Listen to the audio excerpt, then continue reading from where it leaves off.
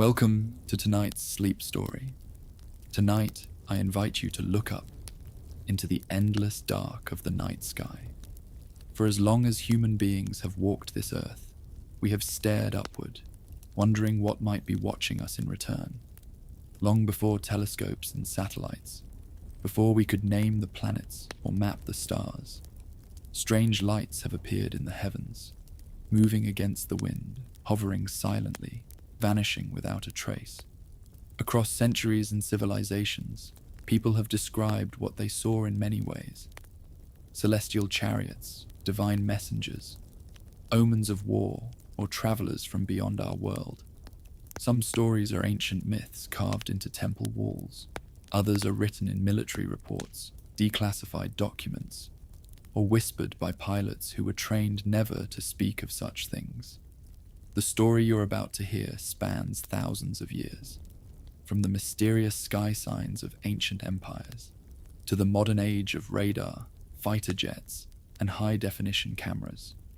It is a story of wonder and secrecy, belief and disbelief, filled with sightings that defy explanation and investigations that vanish into silence. Over the next few hours, we'll travel through every era of human history, tracing how these encounters evolved. From ancient scrolls to modern surveillance footage, from folklore to government files marked confidential, you'll hear how strange lights once guided entire religions, how the skies of war brought new mysteries, and how a single crash in the desert changed the way the world saw its place in the universe. This is not a tale of monsters or invasion. It is, instead, the quiet chronicle of humanity's oldest question: are we truly alone? Before we begin, I'd love to know where you're listening from tonight and what time it is for you there.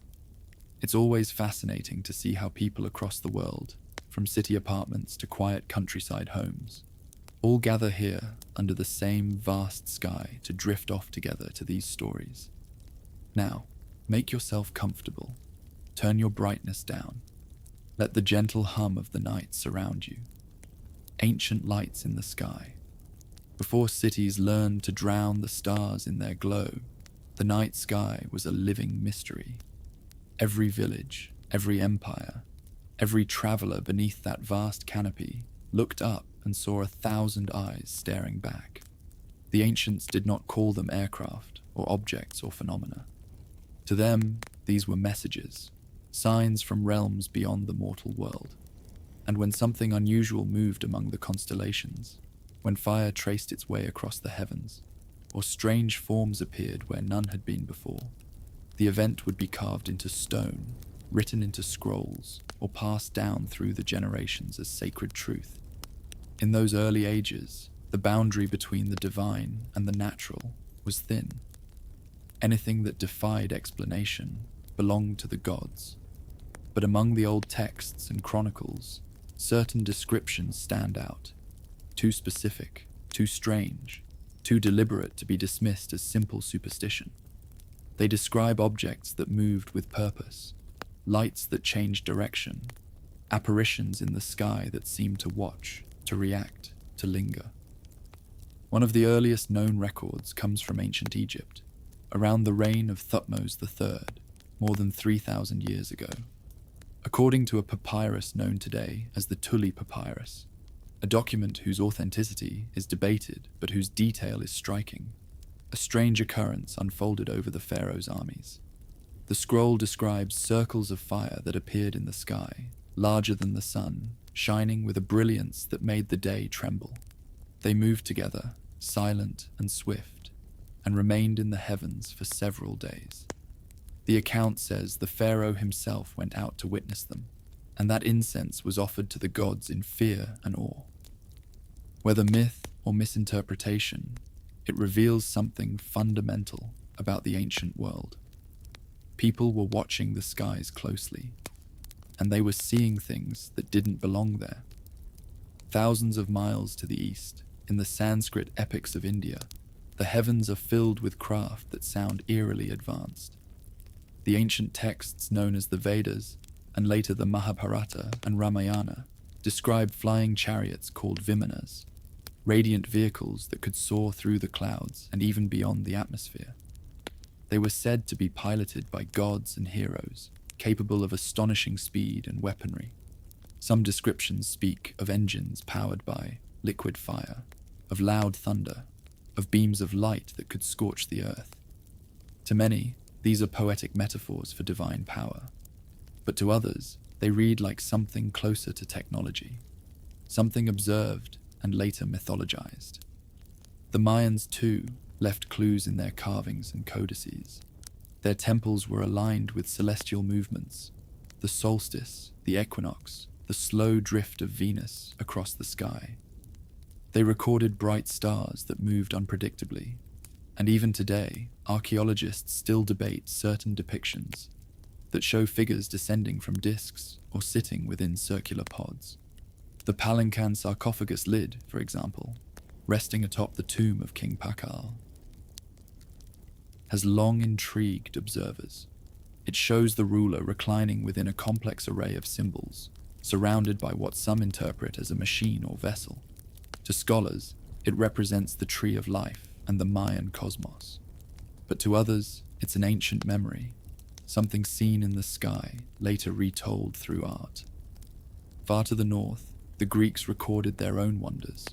The historian Pliny the Elder, writing in the 1st century, described sparkling shields and fiery globes that crossed the heavens.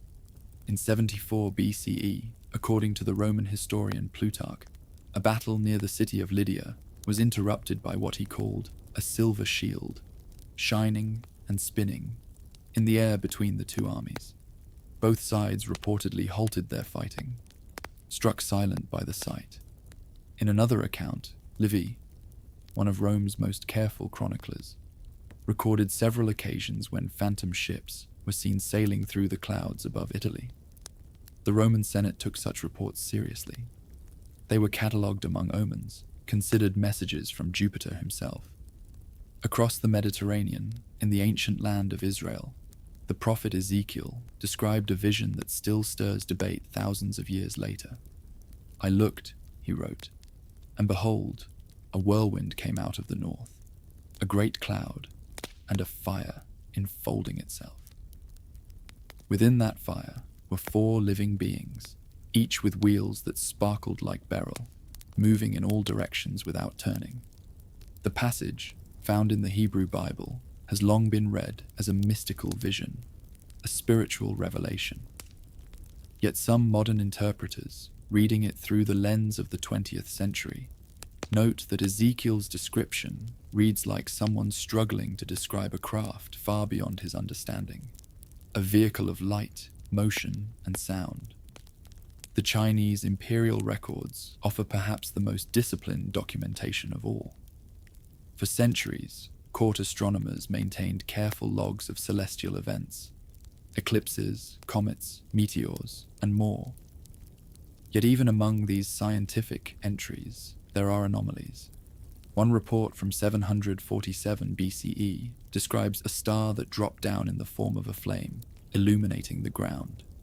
Another, from 91 BCE, speaks of a strange light moving across the northern sky, its color changing from white to red. In later dynasties, particularly during the Song and Ming periods, there are dozens of accounts of glowing spheres or metallic shapes hovering over cities before vanishing. To the astronomers, such events were tianyi, heavenly anomalies, recorded without embellishment, but never explained. Even the Americas, long before European contact, held stories of celestial visitors. The Hopi people spoke of the Kachinas, spiritual beings who came from the stars to guide humanity. They were described as luminous, masked, and capable of flight. In the Pacific Islands, the Maori and Polynesian oral traditions speak of fiery canoes that crossed the sky, sometimes descending to rest on mountaintops before continuing on. What ties all these accounts together, from Egypt to India, from Rome to China, is not just their strangeness, but their consistency. Across continents that had never met, across centuries that never overlapped, humans recorded similar experiences, radiant forms in the sky, moving with intent, often during moments of great significance. Skeptics might argue these were meteors, comets, auroras, or the brilliant streak of a fireball cutting through the night. And indeed, many likely were. But in those same skies, there were reports that didn't behave like natural light, lights that paused, that changed direction, that appeared in daylight and remained for hours. For the ancients, there was no framework of physics or flight to understand what they were seeing. So they did what humanity has always done. They told stories. They made sense of the incomprehensible through myth. A light that appeared over a battlefield became a god watching over the outcome. A fiery wheel in the heavens became the chariot of Apollo. A hovering orb was the eye of the divine, keeping order among mortals. And yet, there's a curious thread through these tales, a feeling that the observers were not imagining gods, but witnessing something real, something physical, tangible. They described motion, formation, luminosity, details that read less like religious poetry and more like field notes. The Roman historian Seneca once remarked that humanity was too eager to dismiss celestial wonders as divine playthings. He urged his readers to study the skies, to record what they saw, and to trust that one day reason would explain it all. 2,000 years later, we still have not reached that day. As the centuries turned, the strange lights did not stop. They would appear again above new cities, over different wars, to different eyes. But in the ancient world, these sightings were never seen as random. They were part of the grand design, messages from beyond, signs that something watched over humanity from the endless dark. And so, from the deserts of Egypt to the mountains of China, from the Roman fields to the temples of India, the same question flickered in the minds of our ancestors. A question that still lingers each time we look up at the night sky and see something we can't quite explain. Who, or what, was behind those ancient lights in the sky? The gods that descended. To the people of the ancient world, the sky was not empty space. It was a realm, a place of power, inhabited by beings greater than themselves. The stars were not distant suns, they were watchful eyes. The planets were wandering deities. And when the heavens moved in ways they could not predict, when the air shimmered, when light fell to earth, they believed the boundary between worlds had thinned. The gods were near. Across thousands of years and continents, this same idea took countless forms. Divine messengers descending from brilliant clouds, fiery wheels delivering voices from the sky, beings wrapped in light who walked among humankind, and then vanished as suddenly as they came. In those times, every unexplained sight carried meaning. A flash of fire in the air was not coincidence. It was communication, a visitation, a warning. The cradle of civilization, Mesopotamia, may have been the first to record such visitations. The Sumerians, who flourished more than 4,000 years ago, wrote of beings called the Anunnaki. Their stories say these gods descended from the heavens, bringing with them knowledge, laws, and even genetic life itself. They were depicted with wings, not because they were birds, but because they were sky dwellers, creatures of flight, symbols of otherworldly origin. In ancient tablets written in cuneiform, the Anunnaki are described as descending in fiery craft or sky chambers. Some translations refer to them as coming from the shining ones, or those who from the heavens to earth came. To the people of the time, these beings were divine. Yet their arrival was told in strangely physical terms: machines that landed, loud noises, bright smoke, and power that terrified even kings. Their leader, Anu, was said to reside in the highest heavens. His offspring, like Enlil and Enki, moved between heaven and earth, acting as intermediaries.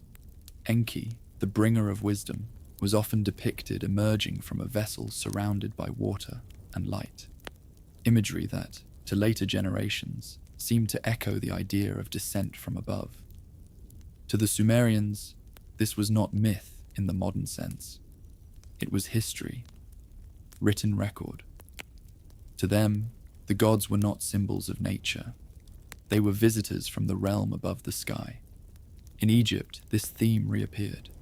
The gods were often portrayed not as spirits floating unseen, but as travelers who came from the stars. The temple inscriptions at Abydos speak of Ra descending to earth in a boat of light, carrying divine power to the land of men. The same text speaks of the Benben stone, a radiant object that came from the heavens and landed in Heliopolis. It became the resting place of the sun god, a symbol of his arrival on earth. Many Egyptian deities were connected to the stars directly. The goddess Nut was the sky itself, her body arching over the world, while the god Thoth was said to have descended from the moon to teach wisdom and writing. The pyramids, aligned with Orion and Sirius, were believed to mirror the stars from which the gods came. The Book of the Dead describes a journey of the soul following a shining disk through the night sky, an image that, while spiritual, suggests an awareness of something physical that crossed the heavens. The Egyptians were astronomers, mathematicians, builders, but they also saw the sky as a gateway, a literal path for divine arrival. Meanwhile, in India, the concept of descent from the heavens became central to myth and scripture.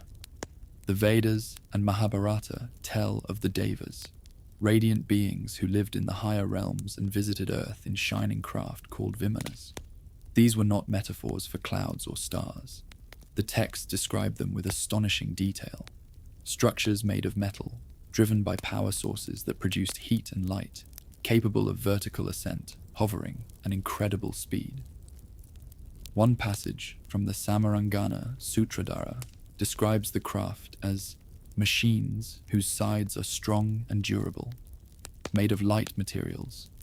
They carry within them fire and mercury, and roar like a lion as they ascend. In the Ramayana, the hero Rama travels in a Vimana called the Pushpaka, a self-moving chariot that could travel anywhere at will. It shines like the sun, fills the sky with light, and returns to the heavens after completing its journey. To the ancient poets, this was divine technology, a chariot of the gods. But to a modern ear, the descriptions sound eerily mechanical. Some historians see these tales as metaphor, expressions of divine power or imagination. Others wonder whether the texts preserve an ancient memory, a poetic record of visitors from beyond, interpreted through the only lens their authors had, that of gods descending to earth. In the ancient Hebrew writings, too, there are stories of descent, of beings coming down from the heavens, walking among mortals, and teaching forbidden knowledge. In the Book of Enoch, which predates much of the Old Testament, there is mention of the Watchers, a group of heavenly beings who looked down upon the daughters of men and descended to earth. They brought knowledge of metalwork, astronomy, and enchantments, gifts that elevated humanity but also led to chaos. The Watchers were punished, bound within the earth, or cast out of heaven. To the ancients, this story explained why forbidden knowledge existed, why humankind knew the secrets of the sky and the forge. But to later generations, it became a puzzle. Were these Watchers symbols of temptation, or memories of visitors who came from the stars, imparting wisdom and technology far ahead of their time? Even the prophet Ezekiel's famous wheel within a wheel vision, long interpreted as a divine revelation, describes something that moves, rotates, emits light and sound, and carries living beings. Modern eyes might see a vehicle. Ancient eyes saw a throne of fire and spirit. In the Americas, long before Columbus crossed the ocean, stories of descent filled the oral traditions of countless peoples. The Aztecs told of Quetzalcoatl, the feathered serpent, who descended from the heavens, bringing knowledge of mathematics, astronomy, and agriculture. His appearance was radiant, described as luminous, and he was said to have departed in a glowing craft, promising to return. In the Andes, the Inca worshipped Viracocha, a tall, light-skinned figure who emerged from the waters after descending from the sky. He created the sun, moon, and stars, and traveled the world teaching civilization before rising back into the heavens. Among the Hopi and Zuni peoples, stories tell of Kachinas, star beings who descended to Earth to teach spiritual lore. They were depicted in ritual masks, their faces round and radiant, sometimes with antenna-like designs above their heads. These were not gods in the abstract sense. They were visitors with form, voice, and purpose. In ancient China, the heavens were meticulously observed, but also deeply spiritual. The Shanhai Jing, or Classic of Mountains and Seas, contains accounts of celestial beings who descended from the sky in fiery carts, clothed in metal that shone like the sun. During the Zhou dynasty, around 1000 BCE, records describe sons of heaven, arriving in clouds that glowed red and gold. One story tells of Emperor Huangdi, the legendary Yellow Emperor, who descended to Earth aboard a dragon chariot that rose among the stars. After ruling for 100 years, he is said to have returned to the heavens in the same manner, surrounded by thunder and light. Chinese scholars recorded such events carefully, categorizing them as tianqi, heavenly phenomena. They did not always claim they were divine, but they never dismissed them as illusion. They saw them as part of the cosmic order, signs from the realm above. In the Mediterranean, the Greeks, and later the Romans, described their gods as living among the stars, descending at will to intervene in human affairs. Hermes, the messenger, wore winged sandals that allowed him to traverse the air. Apollo rode his chariot of light across the heavens, descending to speak with kings and oracles. In several myths, the gods arrived not as spirits, but as beings of radiant flesh, Zeus descending in a pillar of light, Athena appearing in a blaze of fire. When strange lights or flames appeared in the sky, the people took it as a sign that the gods had come down to deliver judgment or favor. By the time of the Roman Empire, reports of fiery shields and phantom ships in the sky were interpreted as omens from the divine. Each appearance was linked to politics, war, or destiny. The gods, they believed, were communicating, warning, guiding, or deciding the fate of empires. But not all descents were benevolent. In many cultures, lights from the sky were seen as signs of catastrophe. The Babylonians feared red glows in the heavens as precursors to invasion or plague. The Greeks associated sudden flashes with the anger of Zeus. In Rome, when luminous clouds appeared, the Senate often declared public fasts, pleading for mercy from the gods. Even in the Far East, glowing objects that hovered too long were considered warnings that heaven disapproved of the emperor's rule. The heavens were moral as well as physical. To look up and see light where none should be was to feel the weight of cosmic judgment. As the ancient world evolved, one truth remained constant: the belief that the sky was inhabited, and that its inhabitants sometimes came down. Temples were built to mirror the stars. Ceremonies were timed to celestial events. Entire civilizations rose around the idea that knowledge and power came not from within, but from above. And perhaps that is what makes these stories so enduring. They speak to an instinct deep within humanity, the sense that we are being watched, guided, or perhaps visited, that the space above us is not just emptiness, but a place of presence. To the modern world, these myths are echoes, fragments of imagination preserved in stone and scripture. But to the people who lived them, they were history, witnessed truth. When the gods descended, they brought light, sound, and awe. They brought teachings that changed civilizations. And when they left behind a question that has never been answered. Were they gods, or something else entirely? The age of exploration and wonder. By the 16th century, the world was changing. The old maps, the ones with sea monsters in the margins and dragons crouched at the edges of the earth, were being redrawn by men who had actually sailed those waters. The unknown was shrinking. The blank spaces on the globe were slowly being filled with coastlines, rivers, and names. But the sky remained a mystery. While explorers charted the seas, philosophers and astronomers began to chart the heavens. It was an age of wonder and danger, when faith and reason shared the same candlelight.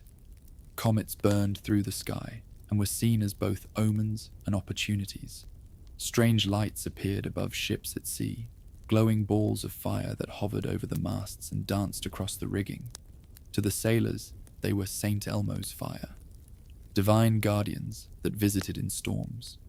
To the scholars on land, they were signs of atmospheric electricity, natural but still sacred. And yet, even amid these early explanations, there were sightings that could not be explained away. In 1561, the citizens of Nuremberg, Germany, awoke to chaos in the heavens. The morning sky above the city turned blood red, and shapes appeared, spheres, crosses, and long tubes, as if an army of strange machines were engaged in battle above the rooftops. The event was witnessed by hundreds and recorded in broadsheets, the printed news of the day. Artists depicted it vividly, orbs flying in formation, beams of light colliding, objects falling from the sky. A few years later, in 1566, the same thing reportedly happened over Basel, Switzerland. This time, black spheres appeared, darting between the clouds. They moved with speed and precision, colliding, fading, and reappearing again. The citizens believed it to be a sign from God, a warning to repent, but some, the early skeptics, began to wonder if it was something else.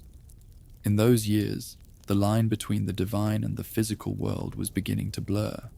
For the first time, humanity was not satisfied with miracles. They wanted cause and mechanism. Still, whatever happened in those skies over Europe defied both. By the 1600s, Europe was obsessed with exploration. New continents, new seas, new stars. It was a time when the idea of other worlds began to feel possible. The telescope, invented early in that century, changed everything. Galileo turned his to the night sky and saw that the moon was not a perfect divine sphere, but a world of mountains and valleys. Suddenly, the heavens felt less holy and more habitable. And with that revelation came new questions. If the moon was a world, could it be inhabited? If the planets were worlds too, might they have their own travelers?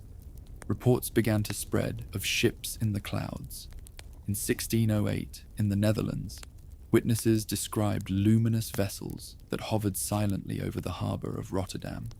Some called them airships, others skycraft. They had no sails or oars, yet they moved against the wind. Dutch pamphleteers, the journalists of their time, published detailed drawings, their captions uncertain whether they were divine apparitions or inventions of man. Across the Channel, English sailors returning from the Arctic told stories of lights that followed their ships for hours, moving in tandem with them before shooting off into the distance. Others spoke of objects that hovered just above the horizon. Glowing discs, they said, like moons that did not rise nor set.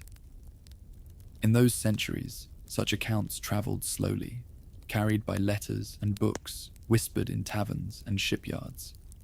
There was no photography, no radio. What one man saw could only live through his words. But the words were vivid and remarkably consistent. Then came the comets, blazing through the night sky, filling entire nations with awe and dread. In 1577, a massive comet appeared, visible across half the earth. People fell to their knees in the streets. Priests declared it a warning from heaven. Astrologers charted its course and predicted the fates of kings. But to the Danish astronomer Tycho Brahe, it was a revelation of a different kind. He measured its movement and proved that it was not a phenomenon of Earth's atmosphere, as Aristotle had once taught, but a celestial body moving through space itself. The heavens, it seemed, were not immutable. They could change, even burn. That idea terrified some, but for others it was liberation. The sky was no longer the fixed domain of gods. It was a frontier waiting to be explored. As the 1600s unfolded, other comets came in 1618, 1680, and 1744, each inspiring both prophecy and scientific curiosity. People described lights that traveled with the comets, sometimes separating from them, moving erratically, as though under intelligent control. In France, one priest wrote that a great globe of light departed from the tail of the comet, crossing the sky like a bird of fire. In Germany, a scientist recorded seeing a fiery sphere that seemed to pause, turn, and vanish without arc nor smoke. Some thought these were fragments, natural debris breaking away. Others, in secret letters and diaries, wondered aloud whether they were crafts of some higher order, using the comets as cover, a thought quickly silenced by the church, but never fully forgotten. By the 1700s, the Age of Enlightenment had arrived. The great thinkers of Europe began to question everything: theology, monarchy, even the heavens themselves. The universe, once ruled by divine mystery, was now being mapped by mathematics. Isaac Newton's Principia showed that gravity bound the cosmos together like an invisible thread. Edmund Halley calculated the orbits of comets, predicting their return. But even as science gained ground, the mystery of the skies deepened. New instruments revealed more than they explained. Through their telescopes, astronomers saw shadows crossing the moon, lights flickering on the limb of Mars, and bright flashes that seemed to appear and vanish on the dark side of Venus. They called these transient lunar phenomena temporary events on the moon's surface. Some thought they were volcanic eruptions. Others suspected something else: activity. In 1716, the English astronomer William Derham wrote of luminous bodies seen to move upon the moon in ways that suggest design. His colleagues dismissed it as imagination, but the entry remained in his logs, filed quietly among his otherwise meticulous observations. Meanwhile, in Europe's cities, the skies were becoming part of everyday fascination. Coffee houses filled with talk of astronomy, the idea that other worlds might exist, and that they might contain life, became a subject of dinner-table speculation. Writers like Fontenelle published books with titles like Conversations on the Plurality of Worlds, arguing that every planet could have its own inhabitants, and that one day humankind might meet them. It was in this same century that strange objects began to be reported more frequently, not as divine messengers, but as curiosities of nature. Sailors, especially those who travelled far from land, continued to witness inexplicable lights. In 1742, a British naval officer stationed near the Bay of Biscay described seeing a luminous globe rise from the sea, hover at mast height, and then drift away. It emitted no heat, no sound, but it illuminated the water for nearly half an hour before vanishing. Others reported what they called burning sails, streaks of light that followed their ships without extinguishing, even in heavy rain. Some were surely electrical in nature, others perhaps not. There is a curious account from 1668 in the logbook of a Portuguese captain sailing between Lisbon and the Azores. He recorded seeing 3 lights of equal size, triangular in formation, travelling above the clouds. They appeared solid, not fiery, and maintained their shape for nearly an hour. When they vanished, the crew found their compasses spinning wildly, their instruments refusing to settle for hours afterward. These were mariners, not poets. Their livelihoods depended on observation and accuracy. Their testimonies carried weight, even when they defied logic. In time, natural philosophers, the early scientists, began to categorize these sightings. Some wrote them off as optical illusions, mirages, or atmospheric reflections, but others left open the possibility of unknown phenomena. In 1749, a Swiss naturalist named Johann Jakob Scheuchzer proposed that the luminous bodies sometimes seen in the air might not be entirely natural. He suggested they could be manifestations of unknown forms of matter, or perhaps even instruments of celestial intelligence. His peers dismissed him as eccentric.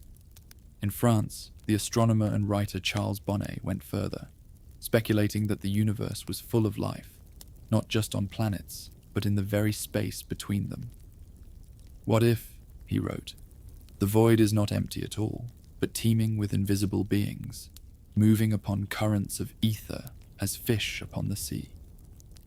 At the time, these were philosophical musings, not science, but they show how quickly the conversation had shifted. The heavens were no longer the realm of gods. They were a place of possibility. The age of exploration was not only about discovering new lands, it was about rediscovering wonder, turning curiosity into method and mystery into measurement. And yet, no matter how carefully the scholars mapped the stars, there were still moments when the sky broke the rules. In 1731, over the town of Kilmore in Ireland, hundreds witnessed what was described as a large body of fire, with rays streaming backward, moving slowly across the sky. Some said it was a meteor, others claimed it stopped, hovered, and then ascended again. The Dublin Journal reported the story, but offered no explanation. In 1752, in Lyon, France, a luminous cylinder was seen moving above the city, accompanied by smaller glowing orbs that darted around it. The philosopher Voltaire, though skeptical of anything supernatural, admitted in a letter that the event was observed by so many of such intelligence that one must not dismiss it outright. These were not isolated moments. They marked a slow awakening, a realization that the world might still hold mysteries too vast for current understanding. By the late 18th century, the skies were being watched more carefully than ever. The first scientific societies devoted to astronomy began to share data across borders. Observatories rose on hills and mountaintops, their domes turning through the night like patient eyes. Reports of strange aerial phenomena continued, but now they were logged alongside measurements, sketches, and angles. The language changed. What had once been heavenly signs became aerial phenomena. What had been divine became descriptive. And yet, the wonder never disappeared. The men and women of that age lived in a time when the earth was still mysterious, and the stars were close enough to dream about. They saw clouds shaped like sails, glows that hovered without wind, and comets that split apart as though alive. To them, the sky was an ocean, vast, dangerous, and full of travelers we had not yet met. The old gods had faded, but the longing to meet something beyond ourselves remained. Each strange light that moved against the wind, each glow that defied explanation, whispered the same thought, one that had never truly left humanity since the dawn of time, that perhaps we were not alone. The industrial sky. By the end of the 19th century, the world had begun to hum. Factories churned, railroads cut through wilderness, and for the first time in history, humanity's inventions had filled the air with smoke. The sky itself was changing color, not through divine will or celestial fire, but through industry. Yet even as people learned to master iron and steam, something appeared above them that no machine could explain. It began quietly, as so many mysteries do. In the late 1800s, reports started to spread across the American Midwest. Strange lights moving through the night sky, often described as long, cylindrical, or cigar-shaped. They drifted silently above farmlands and towns, sometimes glowing softly, other times flashing bright as lightning. At first, people assumed they were balloons or experimental aircraft. After all, it was an age of invention. New machines seemed to appear every year. But these objects moved with a control and speed that no known device could achieve. In November of 1896, the first great wave began.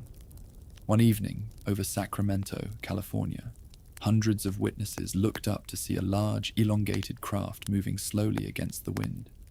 It carried what appeared to be a row of lights along its underside, white, steady, and perfectly spaced. Some said they could hear the sound of machinery, a faint whirring or hissing, like steam under pressure. The craft hovered for several minutes, then tilted upward and vanished into the clouds with remarkable speed. The next night, it appeared again, this time over San Francisco. Newspapers quickly seized on the story, describing it as a mystery airship. The San Francisco Call ran bold headlines. A strangely shaped light seen over the bay, moved as if directed by intelligence. Within days, reports came from other towns across California. The craft, or perhaps a fleet of them, was seen drifting over Oakland, Santa Rosa, and even as far south as Los Angeles. Witnesses described seeing beams of light sweeping the ground, like searchlights from a distant ship. One man claimed to have seen figures silhouetted against the light, working some manner of machinery. Then the sightings spread eastward. From California, the wave crossed into the heartland, to Nevada, Texas, Nebraska, and Kansas. Every night, new reports surfaced. Some described massive cigar-shaped vessels moving silently through the stars. Others spoke of glowing orbs accompanying them, darting around like escorts. The lights would often stop, hover, and then vanish straight upward. In Illinois, one night in April 1897, hundreds gathered in the town square of Springfield after word spread that the airship was approaching. They watched as a large, bright object glided slowly overhead, so low that a few swore they could see propellers and metal hull plating. It was said to shine with a dull, reddish glow, not fire, but some kind of internal light, steady and mechanical. For weeks, the nation was consumed. Every paper carried the same question. What is it? The United States was on the edge of a new century, a time of restless imagination. Electricity had just begun to light the cities. The automobile was a curiosity, still rare enough to stop traffic when it appeared. The telephone had only recently begun connecting voices across distances once unimaginable. Humanity was learning to command nature, and the sky seemed like the next frontier. Many believed the airships were the work of a secret inventor, a genius ahead of his time, testing a new form of flight under cover of night. A man named Alexander Hamilton, not the founding father but a Kansas farmer, claimed that one such craft had landed on his property. In an affidavit signed by multiple neighbors, he described the ship as an elongated cigar about 300 feet long, with a glass carriage underneath. He said the occupants, described as strange men of small stature, had attempted to take one of his cows. According to the affidavit, the cow was lifted by a rope or cable, and the craft ascended with it into the sky. The story made headlines across the country. It was so bizarre that most dismissed it as rural fantasy, yet it fit eerily with hundreds of other reports that described similar objects.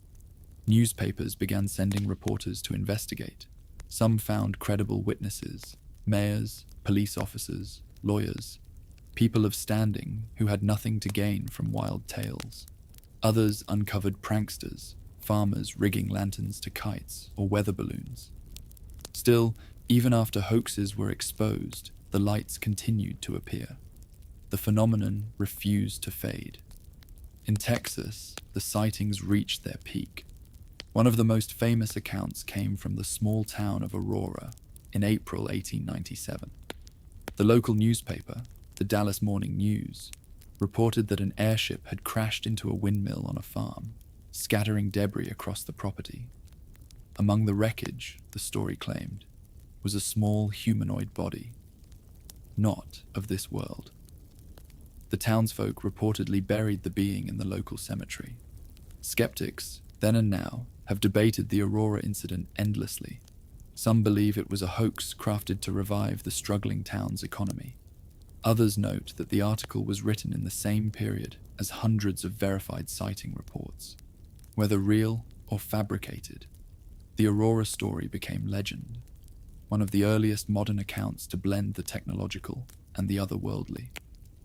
In the months that followed, reports continued to spread into the Midwest and beyond. Chicago, St. Louis, Omaha. People saw vast metallic forms gliding silently above the plains, casting pale light on the farms below. Descriptions varied, but one detail remained consistent. These crafts seemed to move with intent. They could stop, hover, and accelerate at will, capabilities far beyond anything known to 19th century engineers. Balloons could drift, but not maneuver. Steam engines were loud and heavy, yet witnesses spoke of near silence. Some claimed to see wings that flapped mechanically, while others swore there were no wings at all, just smooth, elongated hulls, glinting faintly in moonlight. A few described seeing rudders, fins, or even wheels along the sides. But these details never aligned from one sighting to the next, as though whatever they were, they changed shape depending on who was watching. Newspapers offered theories with growing creativity. Some said it was a secret US government experiment. Others proposed it was a wealthy inventor hiding from competitors. A few dared to suggest it might be something not of Earth. As spring of 1897 turned to summer, the reports slowed. The airships vanished as suddenly as they had appeared. No wreckage was ever recovered. No inventor ever came forward. No machine matching their descriptions was ever demonstrated. It was as though the entire phenomenon had passed through history like a cloud, leaving only rumors and newspaper clippings in its wake. In hindsight, historians have struggled to make sense of it. Some argue that the mystery airships were a product of imagination, fueled by the cultural optimism of the industrial age. People wanted to believe humanity was on the brink of conquering the sky, and their minds filled in the gaps. Others think the reports were a mix of misidentified natural phenomena, bright planets, meteors, or even flocks of birds illuminated by electric light. But there are details that remain difficult to dismiss. Independent witnesses in different states described objects of identical shape and movement, seen at the same times on the same nights. Telegraph operators recorded messages from neighboring towns describing the same craft passing overhead. Railroad workers and police officers, not prone to superstition, gave sworn testimony of silent, metallic forms hovering low above the ground. Perhaps most haunting of all is how familiar their descriptions now sound. Long metallic cylinders, lights beneath, silent motion, sudden acceleration. More than half a century before the word flying saucer would enter popular language, the people of the 1890s were describing technology that did not yet exist, and in many ways still doesn't. After 1897, the skies grew quiet again. The world turned its eyes back to Earth. But the seed had been planted. The idea that something might share our skies, something not bound by gravity or the limits of steam and steel, had entered the collective imagination. Just a few years later, in 1903, the Wright brothers would lift their fragile machine into the air at Kitty Hawk. Humanity had finally learned to fly, but it was almost as if the skies had already been claimed. For the people who had watched the mystery airships drift across their fields, the world would never look quite the same again. Even as the industrial age roared forward, as trains screamed and smokestacks rose, they would glance upward from time to time, at a faint light passing overhead, and wonder if somewhere, in the vastness above, the visitors from the industrial sky were still watching. War, flight, and the modern sky. The 20th century began with the triumph of human flight, and almost immediately with war. What had once been the domain of gods and imagination was now the territory of soldiers and engineers. Men who had grown up looking at the stars were now climbing into fragile machines made of canvas and wire, taking to the air for the first time. And when they rose above the world, they discovered that the sky was far stranger and far more crowded than anyone had expected. The Great War, the First World War, marked humanity's first sustained presence in the heavens. Pilots, barely trained, ascended in open cockpits to heights where the air was thin and silent. They saw the world from an angle no human eyes had ever seen before. And there, among the clouds, they began to report things that defied all logic. At first, the sightings were dismissed as battlefield hallucinations, stress, exhaustion, or the tricks of shifting light. But as the reports accumulated, patterns began to emerge. Strange luminous orbs that followed aircraft, metallic shapes hovering motionless over no man's land, lights that darted away when approached.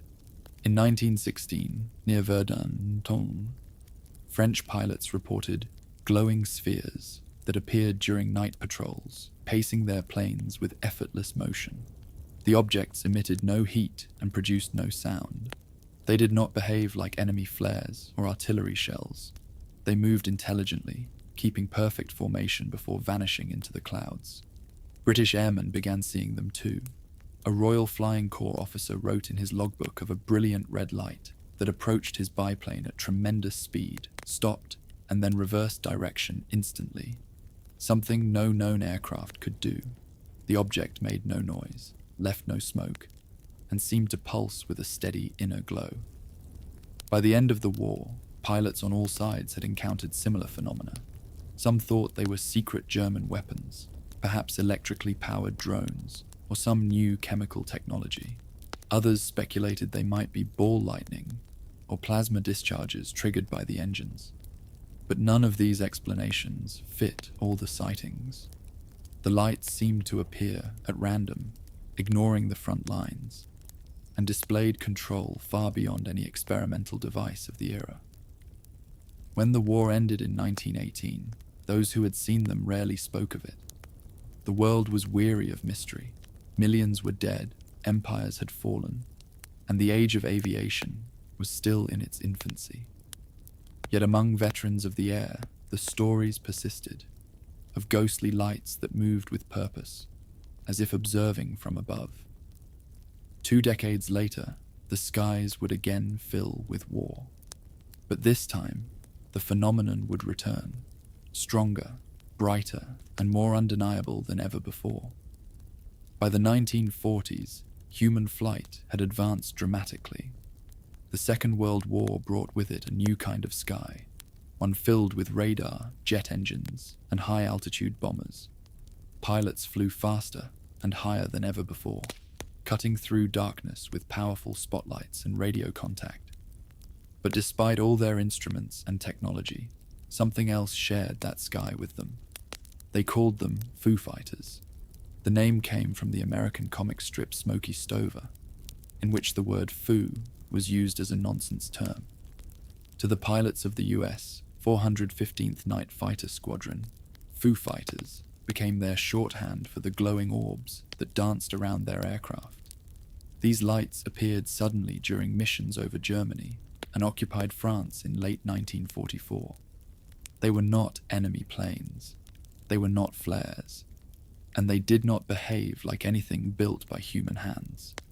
Reports described them as small, intensely bright spheres, orange, red, or white, that appeared alongside Allied aircraft, sometimes flying in formation, sometimes darting in playful, almost intelligent maneuvers. Pilots tried evasive action, diving and climbing, but the lights followed effortlessly. Then, just as suddenly as they had appeared, they vanished. Radar operators confirmed that nothing was visible on their screens. The objects produced no detectable signal, and yet they were visible to the naked eye. In some cases, the lights were reported to pace bombers for miles, maintaining perfect speed and distance, even through anti-aircraft fire. At first, the pilots feared they might be a new German weapon, some kind of guided missile or energy device. The idea wasn't far-fetched. Both Germany and the Allies were experimenting with rocket technology at the time. But post-war investigations revealed no such weapons in the German arsenal. In fact, German pilots had seen the same thing. Luftwaffe airmen reported identical phenomena over the Eastern Front and the Balkans, spheres of fire that appeared to play with their aircraft, sometimes in groups, sometimes alone. They too believed they were Allied weapons, designed to distract or disorient pilots. But no country claimed responsibility, and no physical evidence was ever found. The sightings were not confined to Europe. In the Pacific, American and Japanese pilots described luminous objects following their aircraft during night missions over the ocean. One report from a US Navy patrol stated that a glowing orange light rose from the sea, approached the plane, and matched its speed before suddenly climbing out of sight. The pilots were so disturbed that they filed a classified report upon returning to base. But the phenomenon was never explained. By 1945, the Foo Fighters had become a whispered reality among the Allied air forces. Pilots knew better than to mention them in official debriefings. Doing so risked being grounded or labeled unfit for duty. But in the mess halls and briefing tents, the stories spread of lights that danced just beyond reach, that seemed to watch, that moved with purpose. When the war ended, the military took notice.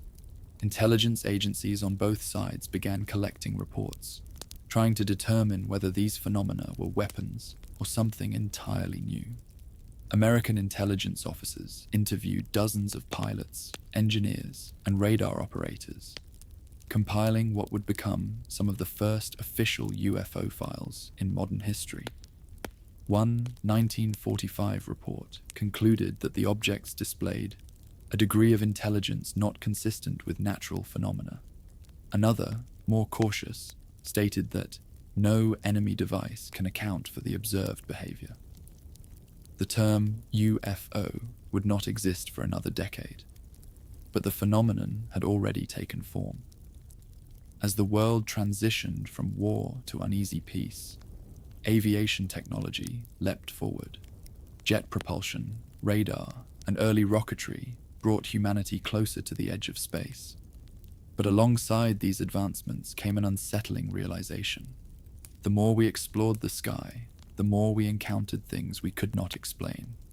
In the post-war years, the Foo Fighters became a kind of shared secret, a story whispered among veterans, dismissed by officials, but never forgotten by those who had seen them firsthand.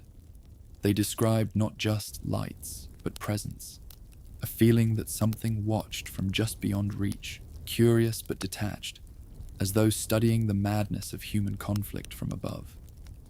The phenomenon did not end with the war. In the late 1940s, as nations began testing atomic weapons, reports of unidentified aerial objects surged. Pilots across the globe, civilian and military alike, continued to see luminous shapes that defied conventional flight. The sightings were no longer limited to the battlefield. They appeared in peacetime skies, near airbases, nuclear facilities, and remote stretches of ocean.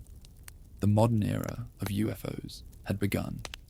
Unlike the glowing omens of the ancient world or the airships of the industrial age, these were seen by trained observers, men familiar with flight, physics, and the machinery of war. Their testimonies carried weight. When a farmer saw a light in the sky, it was folklore. When a squadron of combat pilots saw one and tracked it at speeds impossible for any known aircraft, it became something else entirely. It was as if, with humanity's entry into the age of flight, we had crossed an invisible boundary. The sky was no longer just the domain of myth or nature. It was a stage shared, perhaps unwillingly, with something that had been there all along. And as the guns of the Second World War fell silent, the world found itself staring upward, once again, into a sky filled not with gods or angels, but with mysteries every bit as profound. Soon, in a quiet stretch of desert in New Mexico, one of those mysteries would fall to earth, and the modern mythology of the UFO would take root in the soil of the atomic age. Roswell and the birth of a myth. The summer of 1947 was a turning point. The world had just begun to catch its breath after the horrors of the Second World War. Yet the sky over the American Southwest seemed to hold secrets no one could ignore. For decades, strange lights had appeared over deserts and plains, fiery comets, glowing orbs, and the elusive Foo Fighters that had haunted the last war. But in early July of that year, a phenomenon occurred that would redefine the modern imagination and cement UFOs in the collective consciousness. On a remote ranch near Roswell, New Mexico, a rancher named Mac Brazel discovered debris scattered across the dry earth. It was unlike anything he had ever seen. Pieces of lightweight metal shimmered in the morning sun, impossibly thin, yet seemingly unbreakable. Some fragments had strange markings. Others seemed to be layered in a material that resisted tearing. There were also bits of a substance that was flexible, yet returned to its original shape when bent, almost as though it were alive. At first, Brazel was perplexed. The area was remote, far from towns, and the desert often produced strange sights. He assumed it might be remnants of a crashed plane, or possibly debris from a military test. But the materials did not match any aircraft he had ever encountered, nor anything he could imagine being flown in secret. Concerned, he took what he had found and traveled to the sheriff in nearby Corona to report it. The local authorities, curious but cautious, contacted the Roswell Army airfield. By mid-July, intelligence officers had arrived on the scene, examining the wreckage. Within days, the base issued a press release stating that they had recovered a flying disc and that further investigation was underway. The statement, brief and matter-of-fact, ignited immediate fascination. Newspapers across the country carried headlines hinting at something extraordinary. Flying saucer found in New Mexico. But almost immediately, the story changed. Within hours, the Army issued a follow-up statement clarifying that the debris was, in fact, from a weather balloon. Photographs were released showing pieces of a mundane-looking balloon and radar target, sheets of foil, sticks, and rubber. The narrative shifted, and the press largely accepted the official explanation. Yet for those who had seen the initial report, and for Brazel, the story was never quite settled. Something in the wreckage seemed beyond ordinary comprehension. Over the following decades, the Roswell incident evolved from a simple newspaper story into legend. Witnesses came forward claiming that the debris had been more than balloon material, that small humanoid bodies had been recovered alongside it, stored secretly at military bases and examined under strict supervision. Stories emerged of shadowy government figures, orders to silence civilians, and fragments of materials that could not be identified by any laboratory. Every new claim added layers to a narrative that blended fact, speculation, and the unknowable. Historians have since traced the origins of these claims to a mixture of media exaggeration, folklore, and genuine eyewitness testimony. Some who were present in 1947 reported seeing nothing beyond balloon debris. Others swore they saw tiny bodies in shallow graves or cold storage. Military documents, released decades later, acknowledged the use of top-secret balloon experiments, Project Mogul, designed to detect Soviet nuclear tests high in the atmosphere. The project used high-altitude balloons carrying sensitive equipment, some coated with unusual materials. To civilians unfamiliar with these innovations, they could appear as something alien. Yet even with this explanation, the Roswell story never faded. In the 1970s, researchers and ufologists began to piece together interviews with eyewitnesses, and the tale resurfaced as a central event in the narrative of extraterrestrial visitation. The convergence of public fascination with space, the dawning space age, and the secrecy of the Cold War created fertile ground for a myth that would endure for generations. The incident was not just about a crash in the desert. It was about trust, secrecy, and the boundaries between what governments revealed and what they concealed. Americans were learning to live with nuclear weapons, secret research projects, and classified technologies, all of which made the idea of undisclosed aerial phenomena more plausible. The Roswell event became a lens through which these anxieties were projected. The possibility that Earth was not alone, that intelligence beyond humanity might be watching, and that governments might know more than they disclosed. The media frenzy surrounding Roswell was amplified by books, documentaries, and later television specials. Photographs of fragments, sketches of purported extraterrestrial bodies, and interviews with allegedly coerced witnesses circulated widely, building a tapestry of mystery. In every retelling, the story gained new detail, some of it unverifiable, some of it startlingly specific. The desert, once a quiet expanse, became a stage for the imagination, a place where the unknown might reveal itself if one looked closely enough. The Roswell incident also reshaped public perception of the UFO phenomenon. Whereas prior sightings had been sporadic and localized, this event suggested a narrative, a crash, government cover-up, and tangible proof of something not of this Earth. It provided a focal point for decades of speculation and investigation, and it linked the modern UFO era with a single, iconic moment in time. By the 1980s and 1990s, the myth of Roswell had taken on almost folkloric dimensions.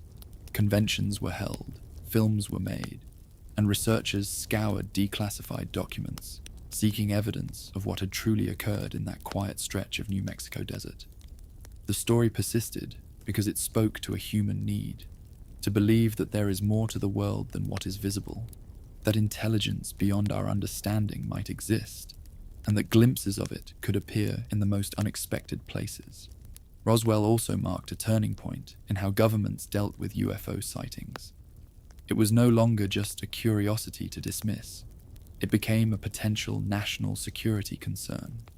Military and intelligence agencies began documenting sightings more systematically, collecting reports from pilots, radar operators, and civilians alike. The line between rumor, observation, and classified knowledge became increasingly blurred, feeding both speculation and fascination.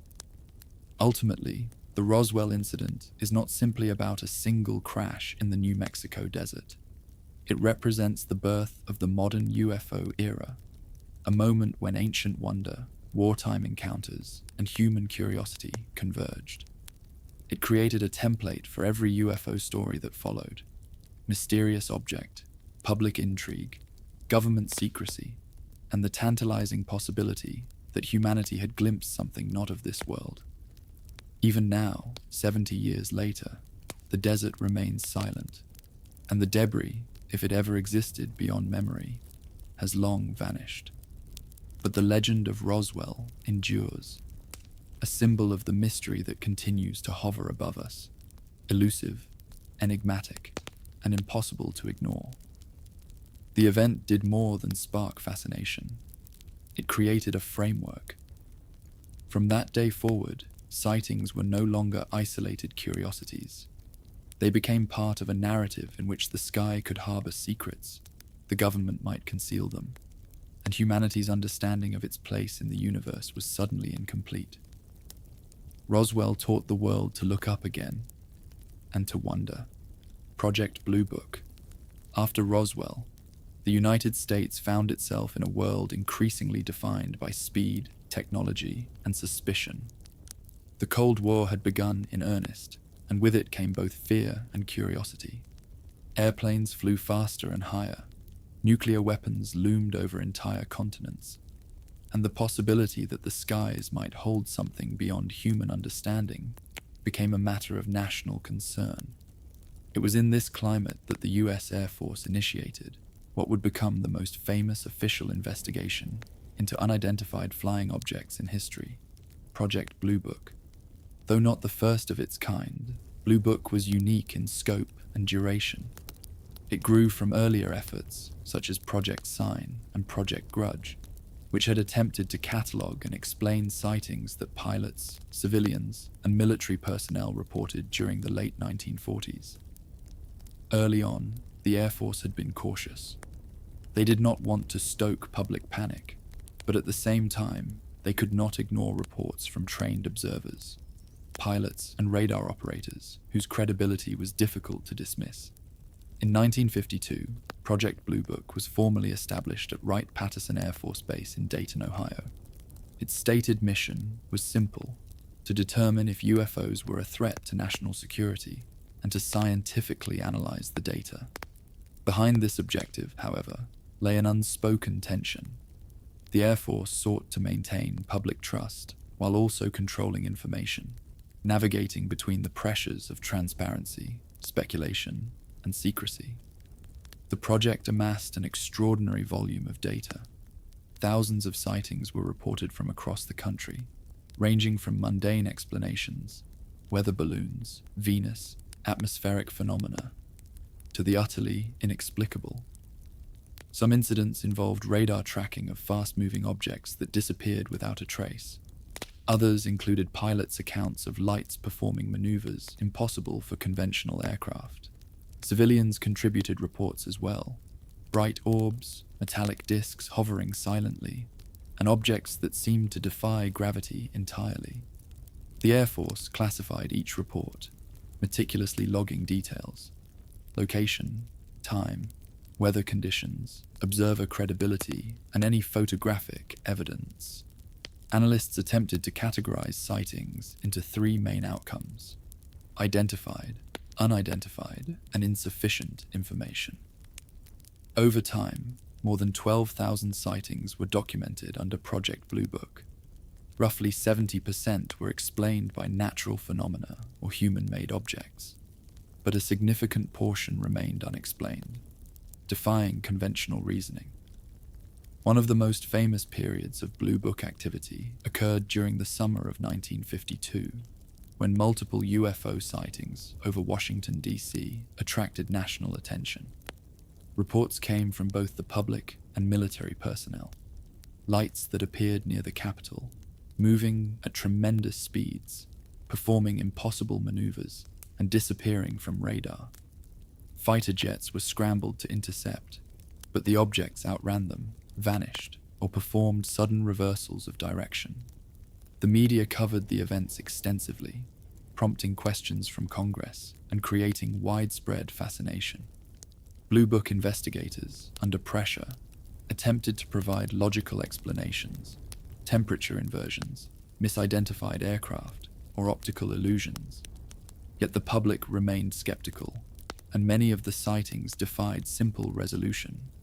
Throughout its two-decade existence, Project Blue Book operated under both scientific and political scrutiny. Scientists such as Dr. J. Allen Hynek were brought in to provide a more rigorous assessment of the evidence. Hynek, initially skeptical, became increasingly convinced that a small number of cases were not easily explained. His work helped introduce the notion that UFOs were not merely a matter of folklore or hysteria, but potentially a genuine phenomenon worthy of careful study. Despite its thorough documentation, Project Blue Book faced significant challenges. Data quality was inconsistent, witness accounts varied widely in reliability, and the political pressure to avoid public alarm meant that many findings were downplayed. Over time, explanations for sightings were often simplified or reclassified to maintain the appearance of control. Yet even within this framework, a lingering tension persisted. A fraction of sightings consistently resisted conventional interpretation, hinting at something more complex in the skies than anyone could fully explain. Project Blue Book's reports were eventually made public in the 1970s, following Freedom of Information Act requests and growing public interest. The official conclusion was that UFOs posed no threat to national security, and that there was no evidence of extraterrestrial origin. The majority of cases were attributed to misidentifications or natural phenomena. Still, the files revealed thousands of carefully documented incidents, some with remarkable consistency and detail, that were simply labeled unidentified. These reports continue to intrigue researchers and the public alike.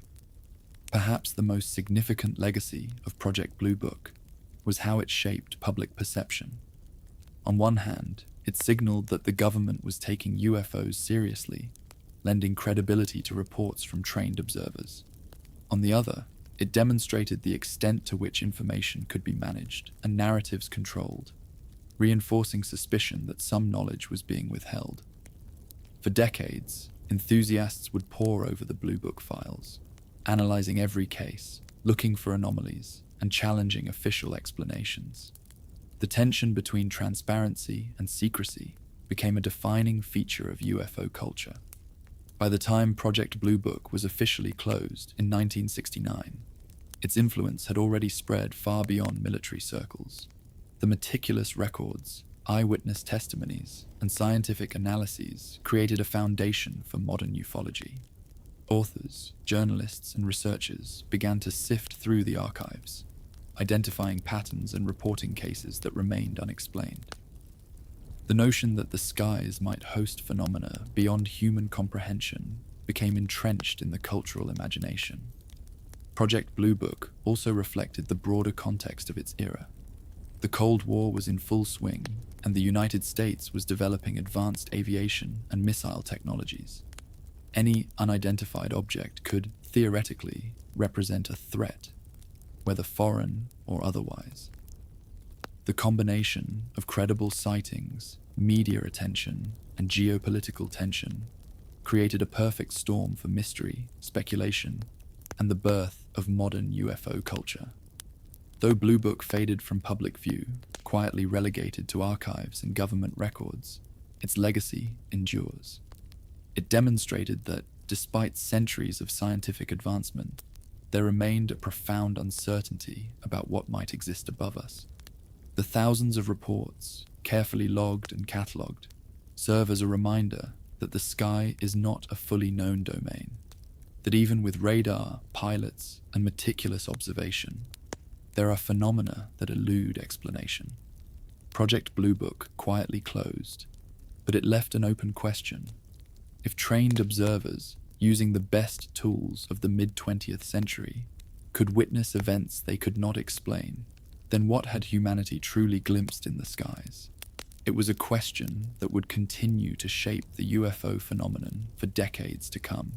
As sightings persisted, research evolved, and the boundary between the known and the unknown remained as tantalizingly blurred as ever.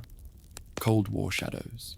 The 1950s were a decade defined by tension, suspicion, and the relentless march of technology. The world had emerged from the devastation of World War II into a new age, one dominated not by traditional battlefields, but by intelligence, nuclear weapons, and the promise and peril of the skies above. It was a time when nations measured power, not just in armies or tanks, but in the speed of jets, the height of satellites, and the reach of atomic bombs. And it was against this backdrop that the phenomenon of unidentified flying objects surged into public consciousness, entangled with fear, secrecy, and the unknown. The Cold War created an atmosphere of perpetual anxiety. Both the United States and the Soviet Union invested heavily in nuclear arsenals and long-range aircraft capable of delivering unimaginable destruction. Every bright light in the sky became a potential threat. Observers, from military personnel to civilians, learned to watch the heavens with caution, ready to report anything unusual. Yet the more humans scrutinized the sky, the more they began to see things that could not be easily classified. One of the key drivers of sightings during this period was the rapid expansion of nuclear testing. The Nevada test site, just a few hours from Las Vegas, became the stage for atmospheric nuclear detonations. Bright flashes, mushroom clouds, and the scattering of radioactive particles created visual phenomena unlike anything seen before. Pilots and civilians alike reported strange lights appearing in proximity to these tests. Some claimed glowing orbs hovered near the explosions, moving in ways that no conventional aircraft could. Others described objects that seemed to react to the tests themselves, vanishing when nuclear flashes occurred, only to reappear moments later. Spy planes and experimental aircraft added another layer of confusion. Programs like the U-2 and later the SR-71 Blackbird tested the limits of altitude and speed. These aircraft flew higher than commercial jets, reaching the edge of the stratosphere, and often at speeds that rendered visual identification nearly impossible. Radar operators and observers unfamiliar with these new machines sometimes mistook them for something far more extraordinary.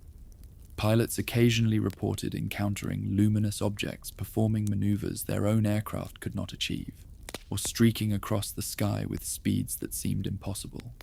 The combination of nuclear tests, secret aircraft, and the tense political climate created fertile ground for sightings that blurred the line between the technological and the mysterious. Radar operators picked up unexplained blips, often coinciding with visual reports. In some cases, entire squadrons witnessed lights moving in formation, only for them to vanish without a trace. The military, caught between a need to investigate potential threats and a desire to avoid public panic, often chose silence or misdirection. In addition to military concerns, the era was marked by a growing fascination with space. Scientists launched early rockets and satellites, and the public began to imagine life beyond Earth as a tangible possibility. This cultural shift amplified the meaning of sightings. Objects in the sky were no longer simply aircraft or natural phenomena. They became symbols of something larger, potentially intelligent, and far beyond human technology. Every glowing orb, every metallic streak across the clouds, was imbued with the possibility of other worlds, other beings, watching and perhaps studying humanity. The 1950s also saw the first major civilian panic over UFOs. Newspaper articles and magazine stories carried reports of objects moving at incredible speeds, changing direction instantly, or hovering silently over towns and air bases. Some accounts described glowing discs or spheres, while others spoke of cigar-shaped craft that seemed almost mechanical in precision. Air Force officials issued statements attempting to calm the public, yet the frequency and consistency of sightings only fueled fascination and fear. The era of Cold War paranoia also encouraged conspiratorial thinking. Citizens began to suspect that the government was withholding information, hiding knowledge of UFOs to avoid widespread alarm. Whistleblowers and defectors, whether real or imagined, were cited as evidence that the skies were more crowded than official sources admitted. Stories of secret bases, covert recovery of crashed craft, and classified experiments circulated in newspapers and pamphlets. The tension between transparency and secrecy became a defining feature of the UFO narrative. Nuclear facilities and missile test ranges became hotspots for sightings. Employees reported lights hovering near launch pads, streaking across test zones, or remaining stationary high in the atmosphere, as if observing activity on the ground. Pilots on routine training missions sometimes found themselves suddenly accompanied by luminous spheres, tracing their flight paths, then disappearing without warning. These accounts, recorded and sometimes investigated, further entwined UFOs with the technological ambitions and fears of the era. The Cold War also saw the development of radar technology capable of detecting objects at previously unimaginable distances. While these systems were designed to protect against enemy aircraft, they occasionally registered anomalies. Blips that moved unpredictably, disappeared, or accelerated beyond any known capability. Operators, many trained in mathematics and engineering, were left with reports that defied conventional explanation. The combination of radar and visual sightings created a phenomenon that was difficult to dismiss entirely. This decade firmly established the pattern that would define modern ufology. Sightings often occurred near sites of military significance, coincided with technological tests, and involved observers of high credibility. Yet official responses were cautious, often contradictory, and sometimes deliberately misleading. The goal was dual: to maintain public confidence and to protect classified projects. In practice, this approach heightened curiosity and suspicion, and the UFO phenomenon became a cultural touchstone. By the end of the 1950s, the sky had become a canvas of uncertainty. Nuclear flashes, experimental aircraft, radar anomalies, and unexplained lights all combined to suggest that humanity's understanding of the heavens was still incomplete. For pilots, scientists, and civilians alike, the era reinforced a growing awareness. There were forces in the skies, whether natural, technological, or something entirely unknown, that humanity had yet to comprehend. The Cold War shadows did more than create anxiety. They set the stage for the modern UFO age. The combination of fear, secrecy, and rapid technological advancement ensured that sightings would continue, documented in thousands of reports, and that the line between the known and the unknown would remain tantalizingly blurred. In this period, the UFO was no longer just a curiosity. It became a symbol of possibility, uncertainty, and the limits of human perception, a harbinger of a fascination that would only deepen in the decades to come. Contactees and cosmic brotherhood. As the 1950s unfolded, a new dimension of the UFO phenomenon emerged, one that blended sightings with personal experience and spirituality. The post-war world was marked by both anxiety and optimism. Humanity had witnessed the horrors of nuclear weapons, yet had also glimpsed the potential of science and technology to reshape existence. Against this backdrop, a group of individuals began claiming something extraordinary, that they had made contact with beings from other worlds, not hostile invaders, but benevolent space brothers who came with messages of guidance, warning, and enlightenment. The first widely publicized contactee was George Adamski, a Polish-American photographer and lecturer who in 1952 claimed to have met a humanoid visitor near the California desert. Adamski described a craftsman-like spacecraft, disc-shaped and gleaming, that landed quietly in the sand. From it emerged a tall, serene figure with features that were unmistakably human, yet subtly different: smooth skin, large eyes, and a calm, commanding presence. This being, Adamski reported, communicated telepathically, sharing warnings about humanity's use of nuclear power and encouraging peaceful cooperation among nations. Adamski's claims captured public imagination. They were meticulously detailed, often including descriptions of alien technology, the interiors of flying machines, and the etiquette of interstellar encounters. Photographs, although grainy, seemed to depict the crafts themselves, lending a sense of tangible reality to his stories. Adamski also introduced the idea of a cosmic brotherhood, an interplanetary community of intelligent life that had been observing Earth for centuries, intervening subtly and guiding humanity toward moral and technological advancement. Adamski was not alone. Others soon emerged, each contributing to a growing narrative of peaceful extraterrestrial visitation. George Van Tassel, for instance, reported communications from Venusian beings and constructed a desert integratron for rejuvenation and spiritual exploration. Daniel Fry, Howard Menger, and Truman Bethurum claimed to have been invited aboard alien craft, witnessing advanced technology and receiving instructions about humanity's potential and responsibilities. Each story added layers to the emerging mythology of UFO spirituality, blending science, philosophy, and ethics. These contactees often shared remarkably consistent themes.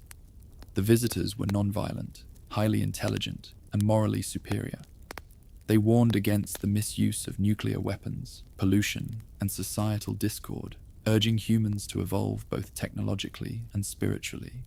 Many described an interconnected universe, where civilizations on different planets communicated and cooperated, offering guidance to those civilizations just beginning to explore space.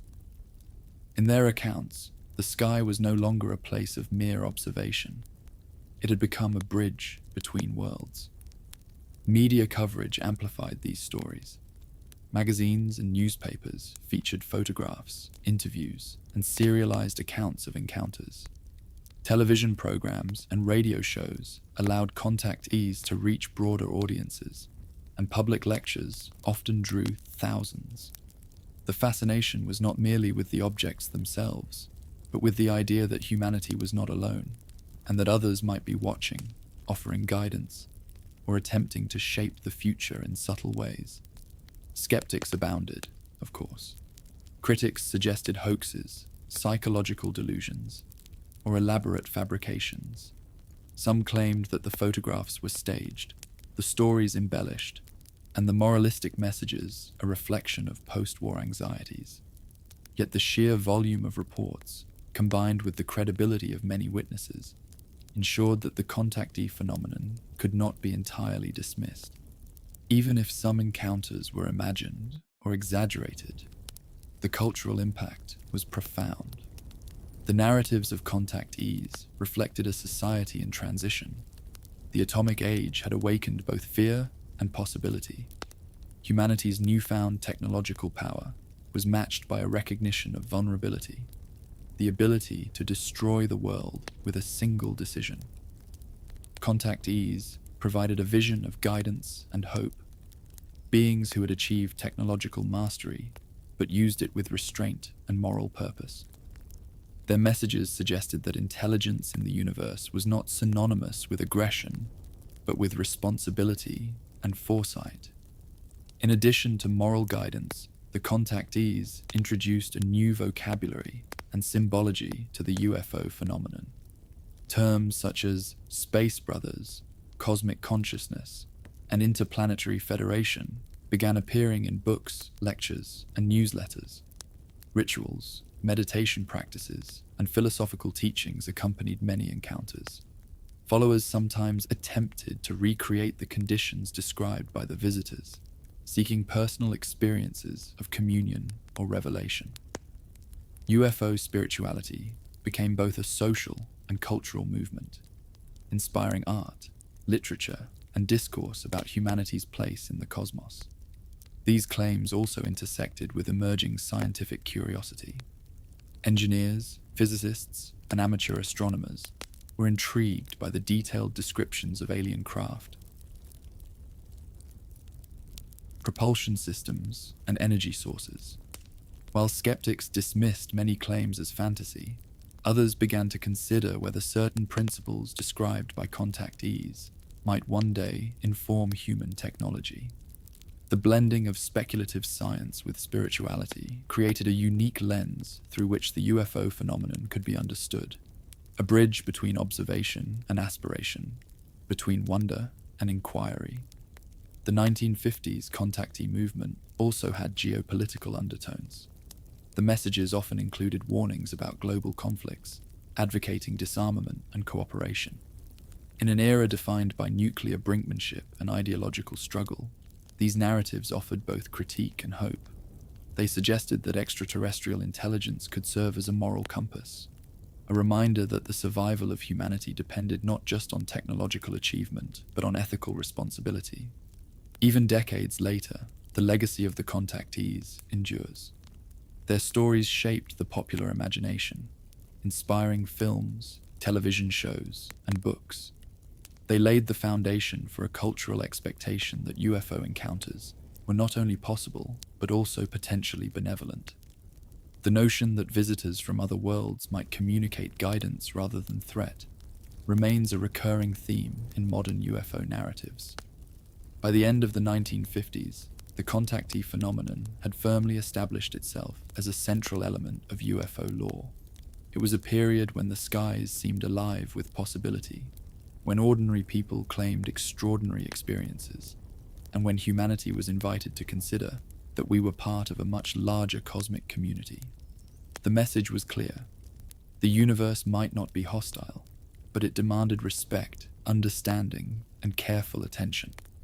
And so, as sightings continued, lights glimmered in the night, and humanity's gaze extended beyond the horizon. The contactees had opened a door, one through which curiosity, awe, and perhaps a hint of caution would forever enter our understanding of the skies. The abduction era begins. As the 1960s dawned, the UFO phenomenon shifted in both tone and intensity. The age of sightings, contactees, and cosmic messengers gave way to a darker, more intimate form of encounter: the abduction. It was no longer enough for lights to appear in the night sky, or for benevolent visitors to deliver warnings. Now, ordinary people began to claim that they had been taken from their lives, often in the middle of familiar roads, homes, or remote highways, and transported into unknown environments by beings from beyond the stars. The case that would come to define this era occurred on a quiet night in September 1961. Betty and Barney Hill, a married couple from Portsmouth, New Hampshire, were driving home from a vacation in Canada. It was a clear evening, and the road ahead was open, illuminated only by the moon and the beams of their car's headlights. Their journey was ordinary, uneventful, until they noticed a strange, bright light in the sky. At first, they assumed it to be a conventional aircraft, or perhaps a planet unusually close to the horizon. But as they drove, the object moved with a strange fluidity, descending and hovering, pulsating in colors they could not name. What followed would become a central narrative in UFO history. According to the Hills account, the object approached their vehicle, changing direction as if tracking them. Barney, a careful and level-headed man, tried to rationalize what he was seeing, attributing it first to an optical illusion, then to some advanced aircraft. Betty, equally observant, reported feeling a growing sense of unease, a realization that the object was unlike anything they had encountered before. Eventually, they lost consciousness or experienced a lapse in time, a missing segment of memory lasting approximately 2 hours. In the days following the encounter, both Betty and Barney experienced recurring nightmares and disorientation.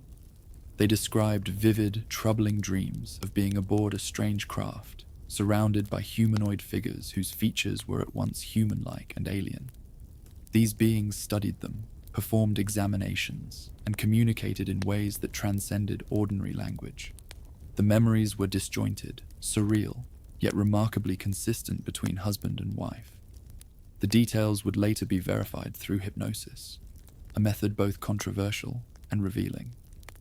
Under guided sessions, the Hills recounted their experiences in structured narrative form, describing the interior of the craft, the procedures performed by the beings, and even a star map purportedly shown to Betty by one of the visitors.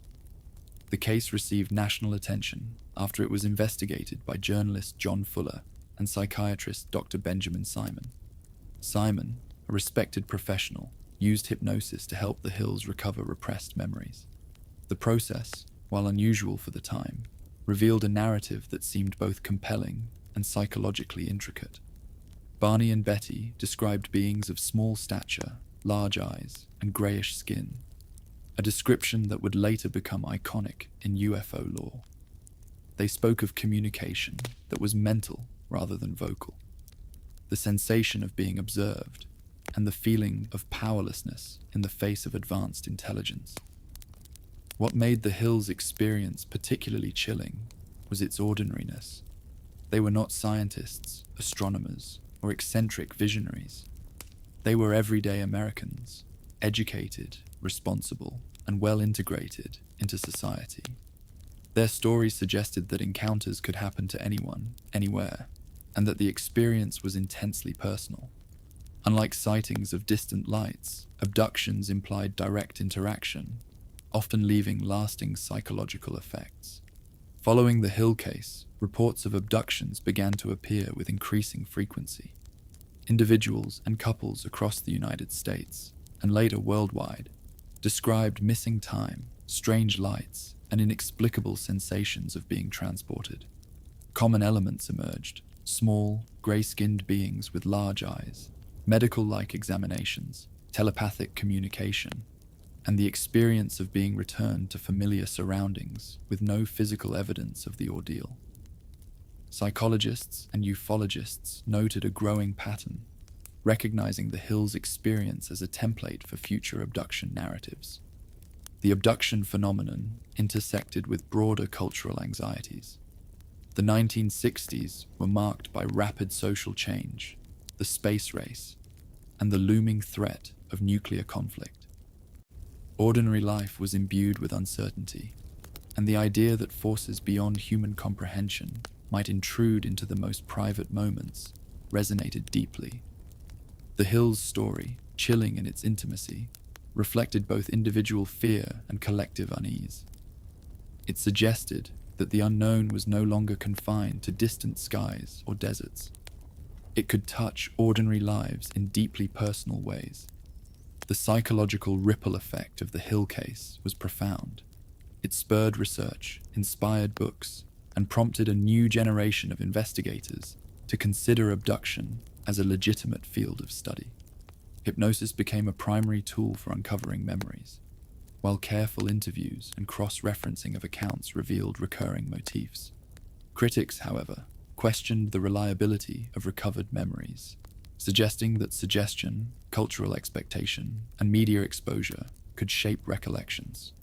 Yet the persistence of similarities across independent cases lent the phenomenon a credibility that could not be entirely dismissed. By the late 1960s and early 1970s, abductions had entered the public imagination as a distinct category of UFO experience. Reports often included elaborate descriptions of craft interiors, technologies beyond contemporary understanding, and beings whose presence implied intelligence far exceeding human capability. Unlike the contactees of the 1950s, who conveyed messages of cosmic guidance, the abduction narratives carried an undercurrent of unease, a recognition that the unknown could intrude directly into human life, leaving emotional and psychological consequences in its wake. The Hills case also reshaped UFO culture itself. The phenomenon was no longer solely about observation. It was now about interaction. Witnesses were not merely seeing lights or objects in the sky. They were becoming participants in experiences that challenged their sense of reality. The stories introduced new terminology: missing time, medical examinations, star maps, that would recur in abduction reports for decades. The narrative framework provided by Betty and Barney Hill established expectations for encounters, influencing the way subsequent witnesses interpreted and described their experiences. In the broader context of the era, the abduction phenomenon reflected both fear and fascination. It combined human curiosity with the recognition of technological and cosmic unknowns. Just as pilots of the Second World War had encountered Foo Fighters in the sky, ordinary citizens now faced the possibility that beings of unimaginable intelligence might step out from the shadows and into their lives. The Hills story marked a shift. The UFO was no longer just a distant mystery. It had become something that could touch the human mind, memory, and experience in deeply personal ways. The abduction era redefined the cultural understanding of UFOs. Whereas earlier decades focused on sightings, lights, and mysterious craft, the 1960s introduced an element of intimacy and psychological depth. Humanity's relationship with the unknown had moved from observation to participation, from fascination to vulnerability, and it all began in the modern imagination, with a couple driving through the New Hampshire night, looking up at the stars and realizing that the sky above held mysteries they could not yet comprehend. Lights over the world. As the UFO phenomenon matured, it became increasingly apparent that the skies were not the sole domain of isolated incidents in the United States. Reports of unexplained aerial phenomena began appearing from every corner of the globe, suggesting a consistency and scale that transcended national boundaries. Ordinary citizens, school children, military personnel, and pilots alike recounted experiences that mirrored the sightings, abductions, and cosmic encounters previously described. Yet each new region added its own peculiar flavor, its own cultural lens to the mystery. One of the most widely discussed cases occurred in Rendlesham Forest, England, in December 1980. US Air Force personnel stationed at RAF Woodbridge and RAF Bentwaters reported a series of lights appearing deep in the nearby woods over several nights.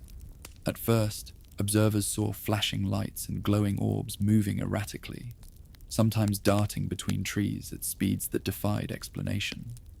Some witnesses described a triangular craft with metallic surfaces, strange markings, and a pulsating glow that illuminated the forest floor.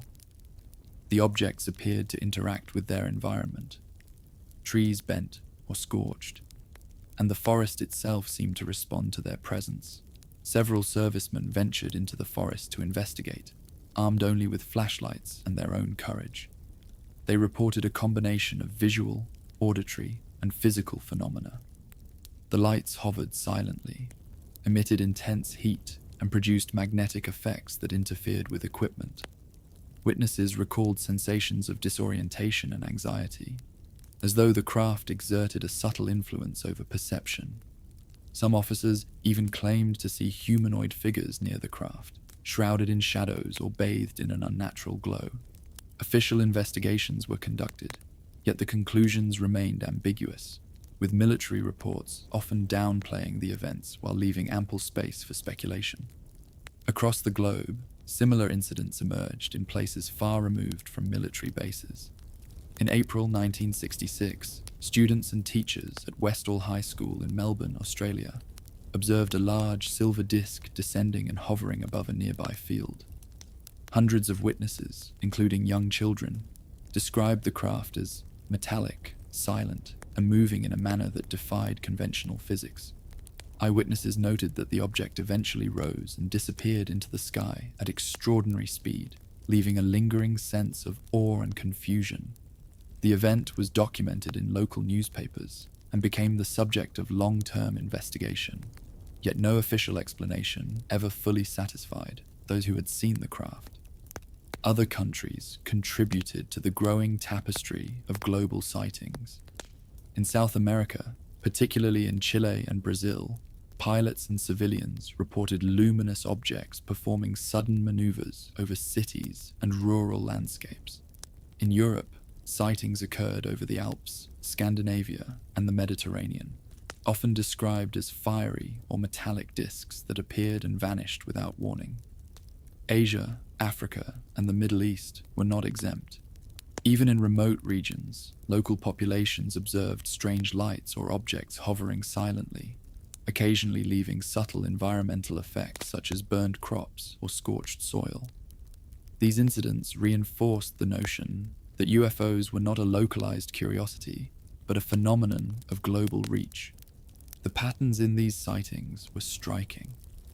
Objects often exhibited extraordinary speed and agility, surpassing the capabilities of known aircraft.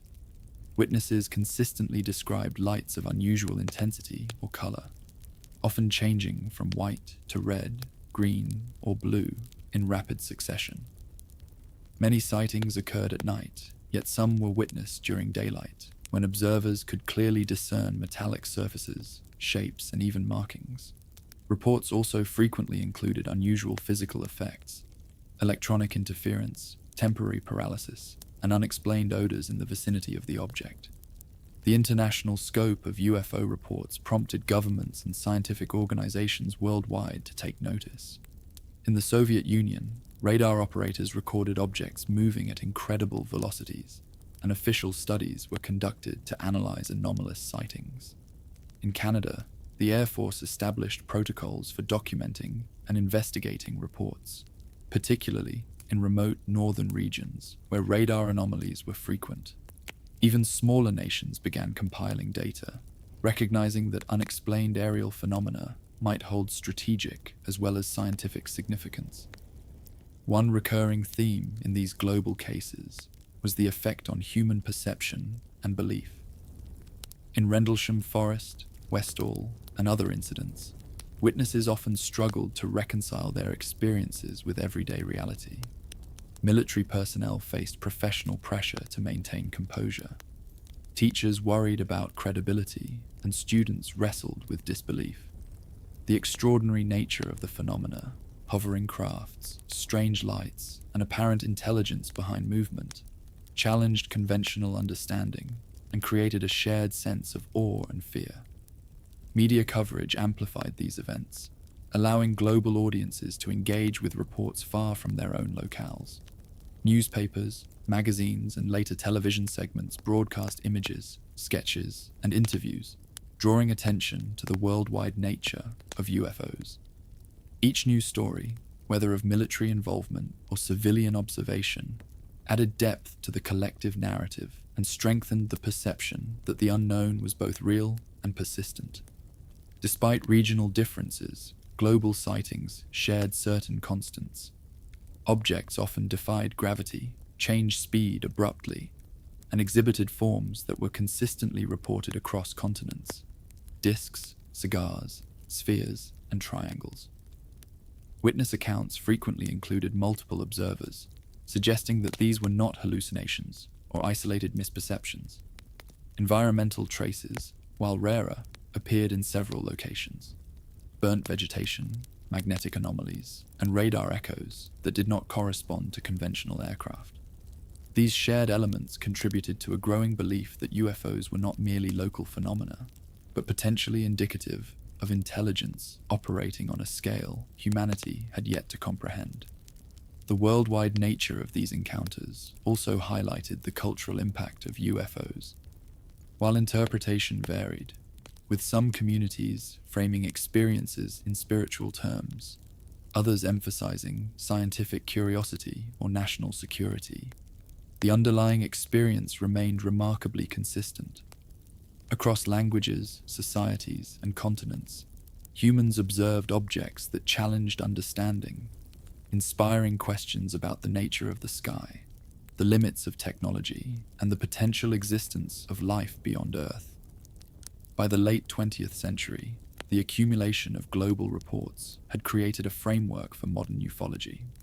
Cases like Rendlesham Forest and Westall served as touchstones for both investigation and popular imagination. They demonstrated that UFOs were not confined to individual experiences, but were part of a larger, interconnected phenomenon that transcended national boundaries. The sky had become a shared stage, observed by pilots, students, soldiers, and families alike. A place where the ordinary laws of physics seemed to bend, and where questions persisted without answers. In this way, the lights over the world expanded the narrative of UFOs, beyond local curiosity or fleeting spectacle. They suggested a phenomenon of immense scale, one that demanded attention, investigation, and contemplation. Each sighting, whether in the forests of England, the fields of Australia, or the skies above distant continents, contributed to a growing awareness. Humanity's understanding of the heavens was incomplete, and the universe might be more active, intelligent, and mysterious than anyone had previously imagined. Government secrets and cover stories. As UFO sightings proliferated throughout the mid-20th century, it became increasingly clear that governments around the world were facing a complex problem. On one hand, they needed to maintain national security and monitor the skies for real threats. On the other, they confronted a growing public fascination with objects that appeared to defy explanation. In response, intelligence agencies developed strategies that blended investigation with obfuscation, turning UFO reports into a convenient cover for classified programs and experiments. In the United States, the Air Force and other branches of the military were heavily invested in advanced aviation and weapons research. Top-secret aircraft, including high-altitude reconnaissance planes, experimental jets, and early missile prototypes, were being tested at various locations across the country.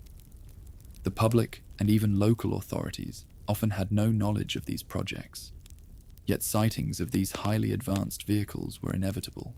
Rather than admitting to experimental programs, officials frequently attributed reports to UFOs, or conversely, labeled legitimate sightings as misidentifications to preserve secrecy. The so-called mystery airship, waves of the 1890s, and early UFO reports of the 1940s provided a precedent. By the 1950s and 60s, government agencies had learned that public curiosity could be manipulated. UFO sightings served a dual purpose. They diverted attention from classified technologies, while also providing a plausible explanation for phenomena that could not otherwise be revealed.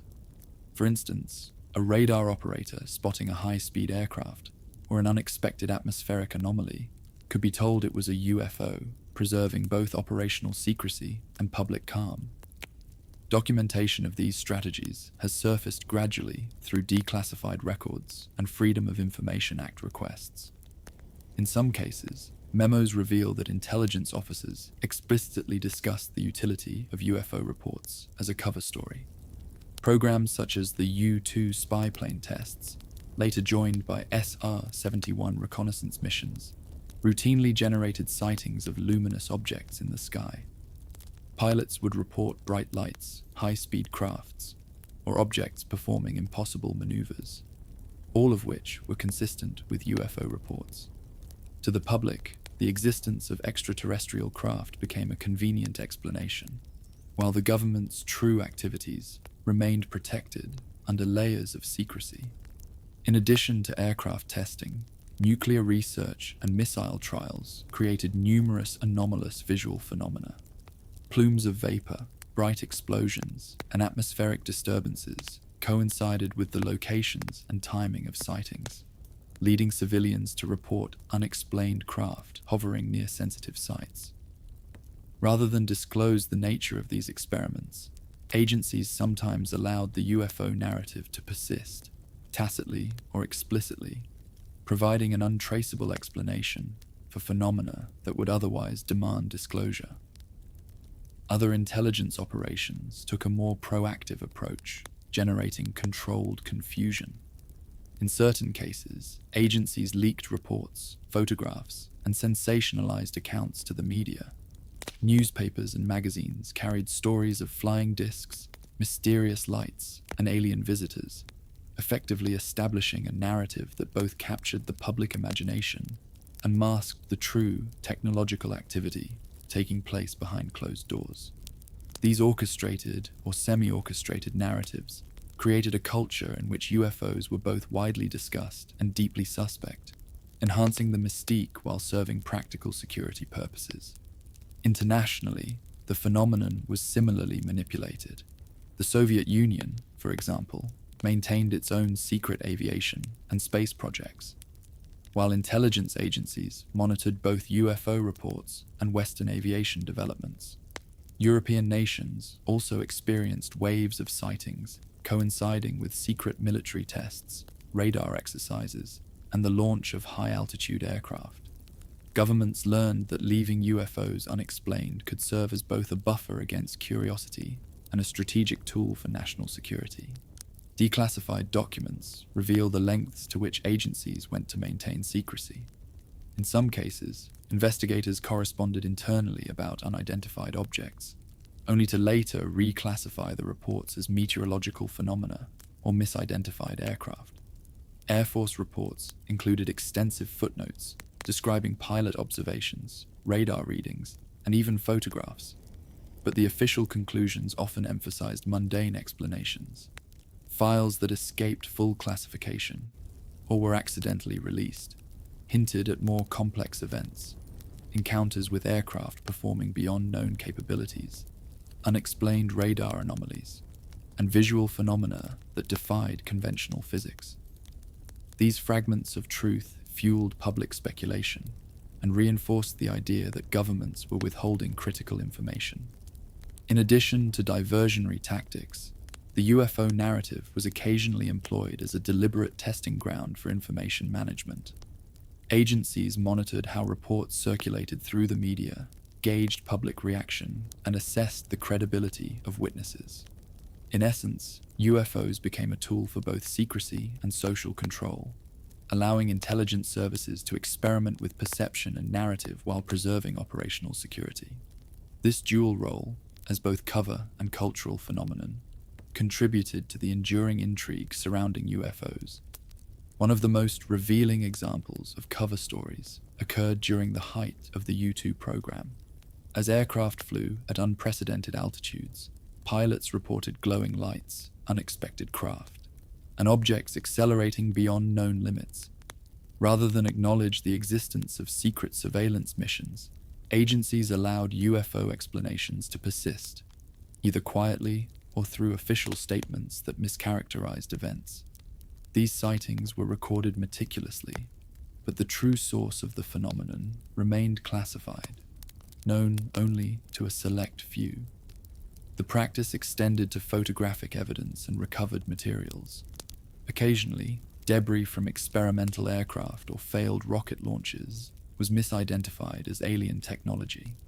Photographs circulated in newspapers and public reports, sometimes showing metallic fragments, unusual shapes, or lights, all of which reinforced the UFO narrative while concealing the real nature of military programs. Analysts and historians reviewing the documents decades later found that what appeared as a wave of extraterrestrial activity often coincided with classified testing, demonstrating the effectiveness of cover stories as both strategy and storytelling device. By the 1970s, a pattern was clear. UFOs were intertwined with secrecy, national security, and experimental technology.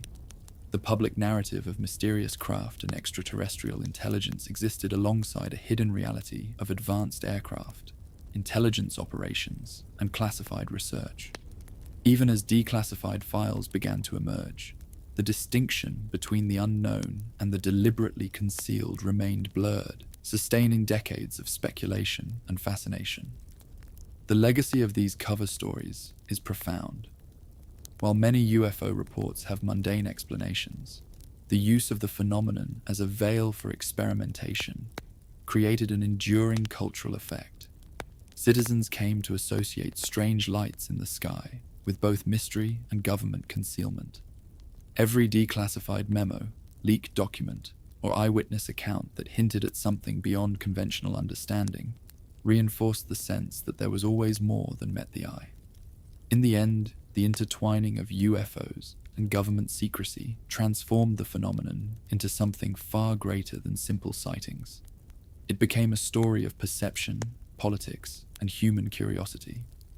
The skies, already filled with unexplained lights and reports, were now layered with deliberate obfuscation, a stage upon which both real and imagined forces operated, leaving humanity to wonder which mysteries were genuine, which were manufactured, and which might be something altogether different, hiding just beyond comprehension. The Age of Skepticism. By the late 1960s and into the 1970s, the UFO phenomenon had evolved into a cultural force impossible to ignore, yet it faced a growing wave of skepticism from scientists, journalists, and critical thinkers.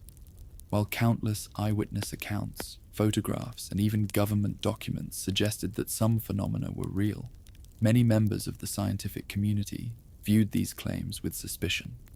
The Age of Skepticism emerged as a period when reason, empirical evidence, and controlled experimentation became tools to challenge the popular UFO narrative, and when the credibility of witnesses was scrutinized more intensely than ever before.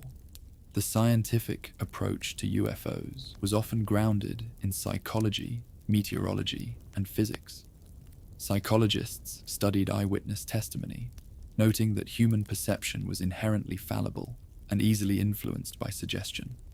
Memory could be distorted, particularly under stress or in low-light conditions, and group sightings were not always as independent as they appeared.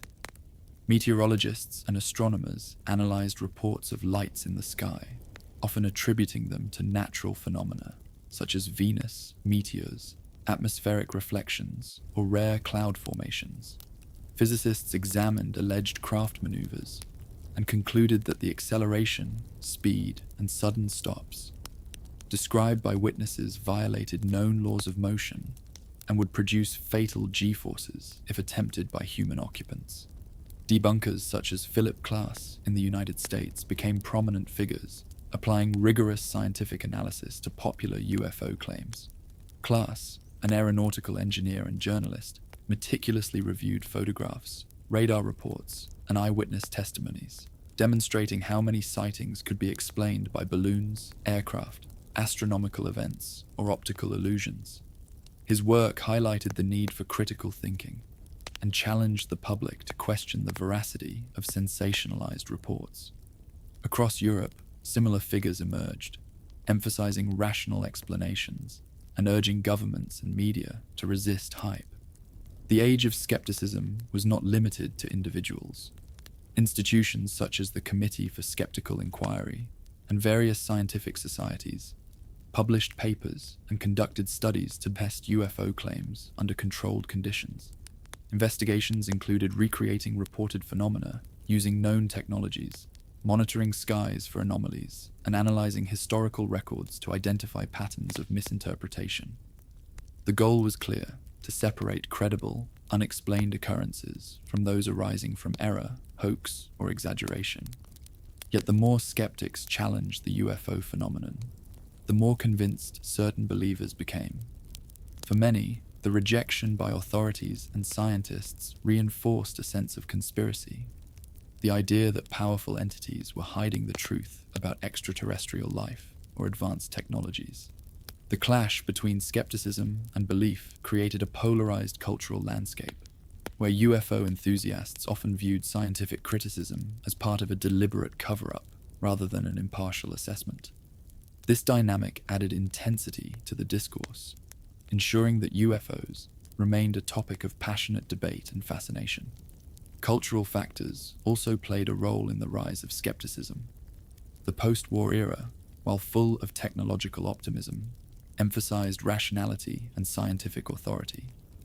Television shows, newspapers, and educational institutions reinforced the importance of evidence-based reasoning, shaping public expectations for verifiable proof. Consequently, many UFO accounts, particularly those relying on anecdotal evidence, were dismissed as unreliable. Yet this dismissal did not eradicate interest.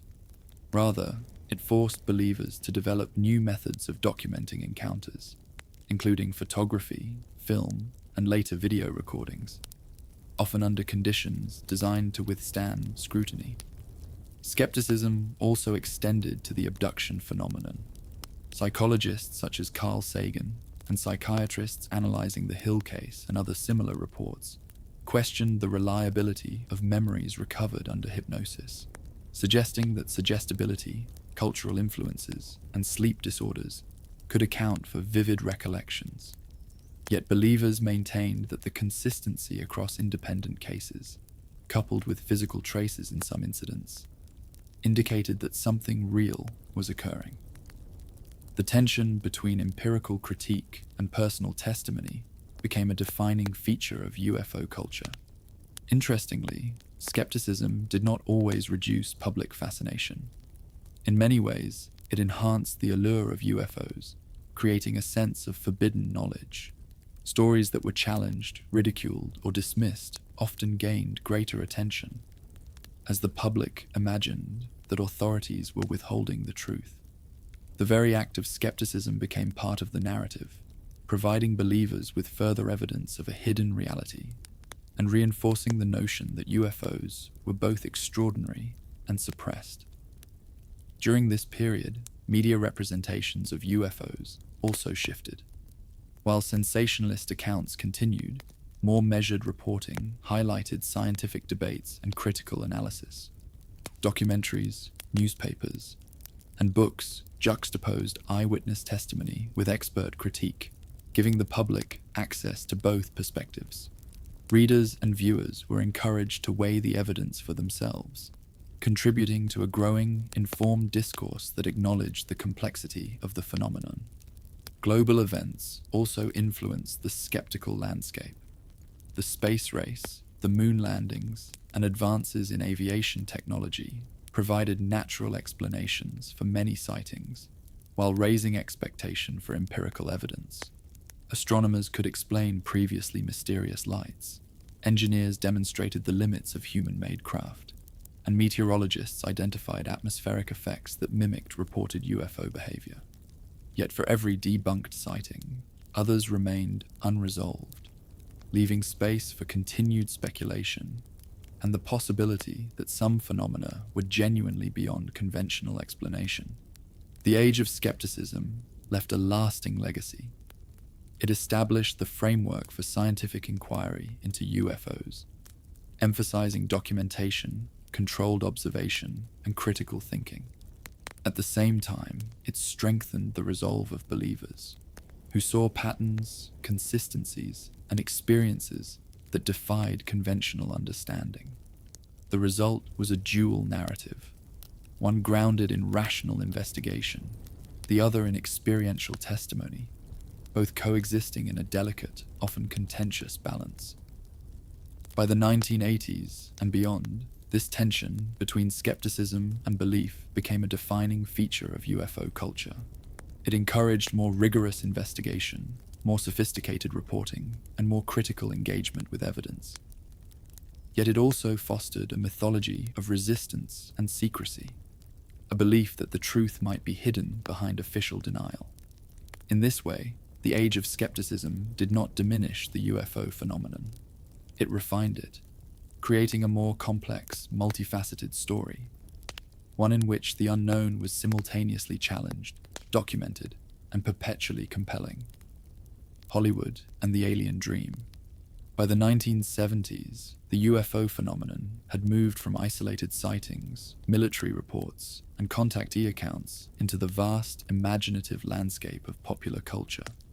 As the public fascination with unexplained lights and extraterrestrial visitors grew, Hollywood, television networks, and publishing houses recognized an opportunity to transform these real-world mysteries into entertainment.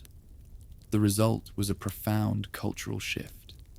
UFOs were no longer only a matter of witness reports or government memos. They became stories that could inspire awe, fear, and wonder on a global scale. Steven Spielberg's 1977 film, Close Encounters of the Third Kind, was emblematic of this era. The movie depicted ordinary people experiencing inexplicable phenomena, culminating in a climactic meeting with beings from another world. Spielberg drew inspiration not only from folklore and previous science fiction, but also from real UFO cases, including mass sightings and the contactee narratives of the 1950s and 60s.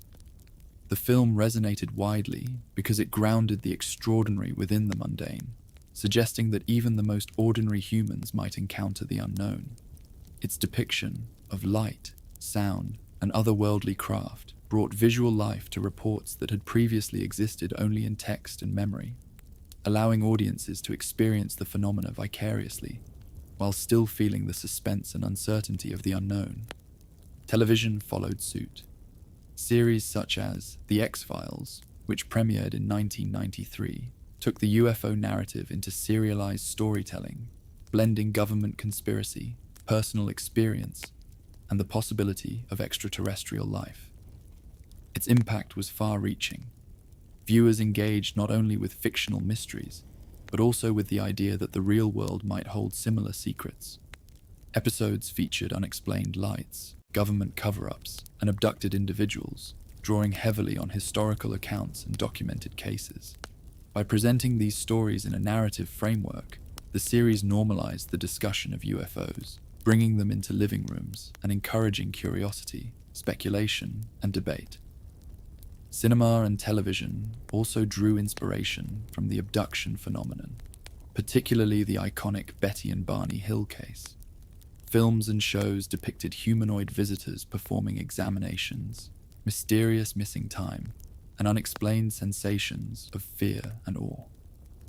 While dramatized, these narratives echoed real reports, creating a feedback loop in which the public's perception of UFOs and alien encounters was shaped both by first-hand accounts and by their portrayal in media.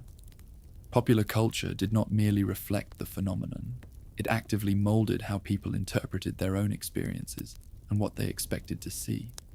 Science fiction literature similarly expanded the scope of the UFO narrative.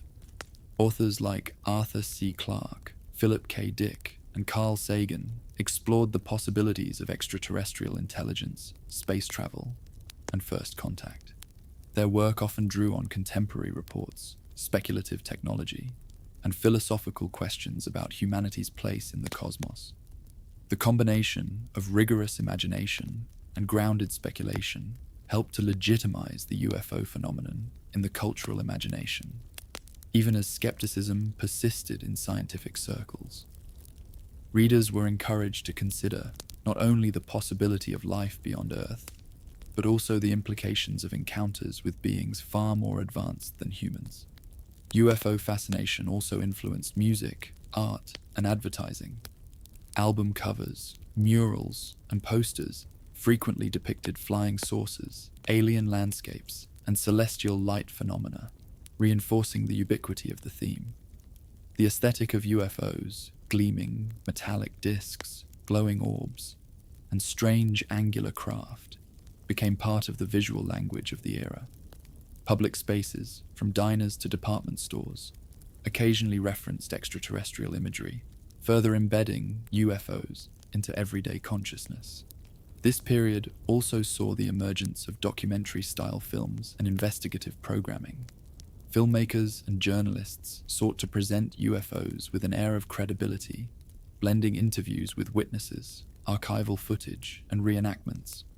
These programs often highlighted historical incidents alongside contemporary sightings, drawing connections between ancient reports, mid-century contactees, and modern-day encounters.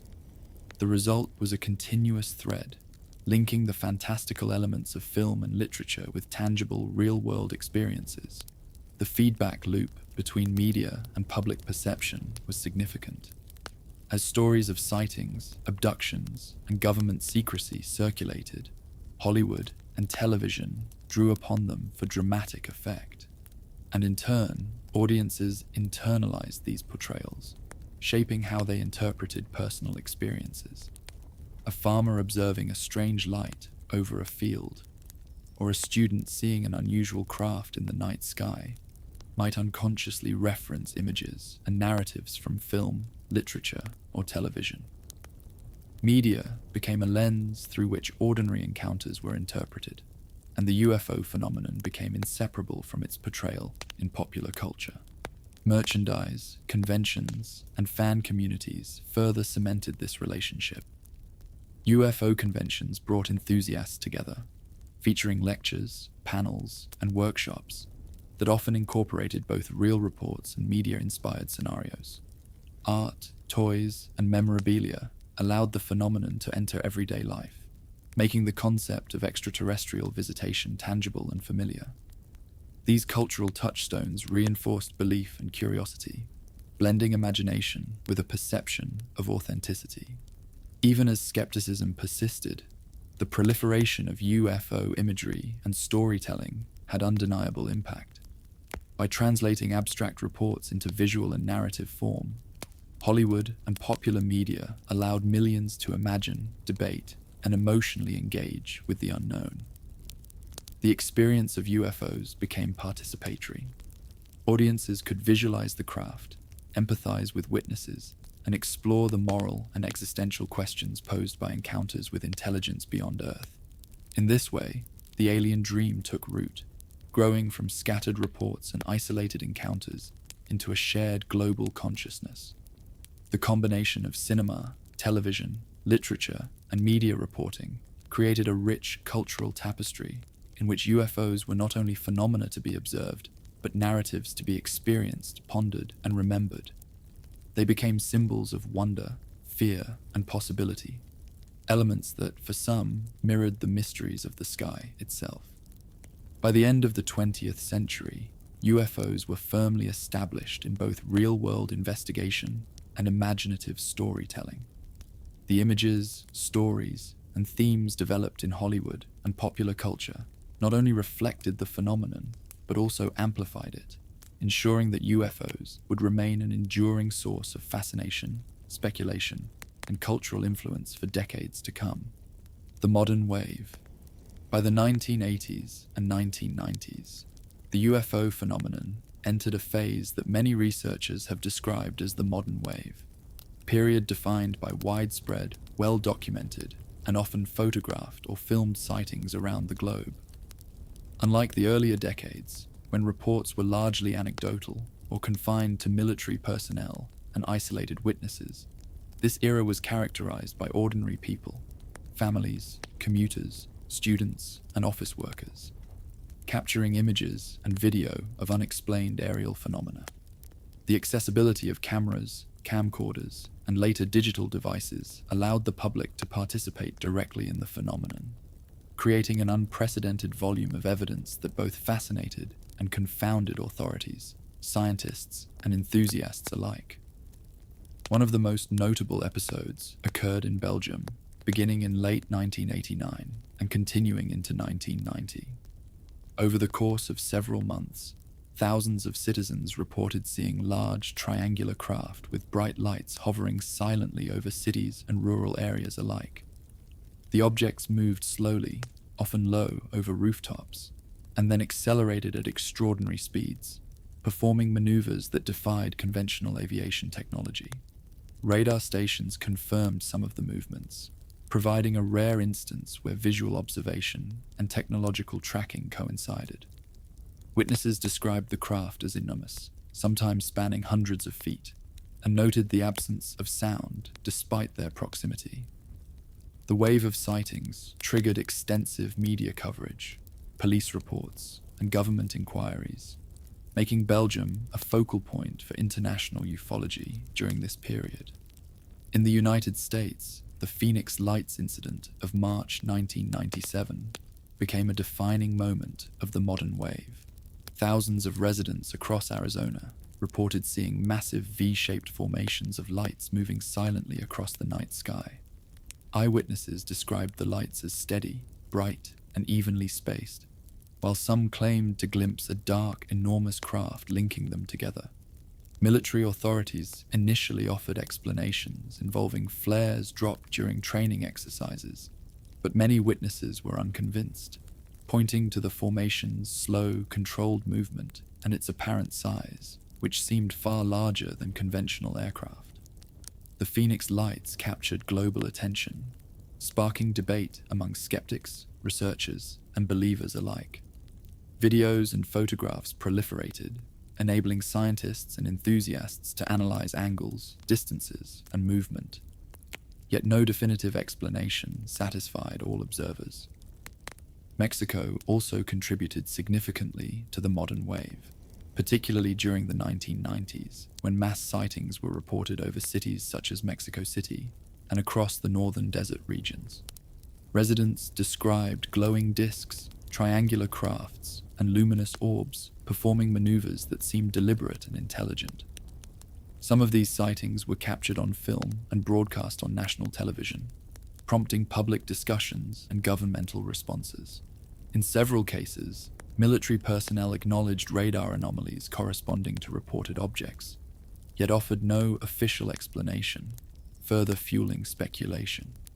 These events demonstrated that mass sightings were not confined to isolated regions or nations, but were instead a global phenomenon with shared characteristics.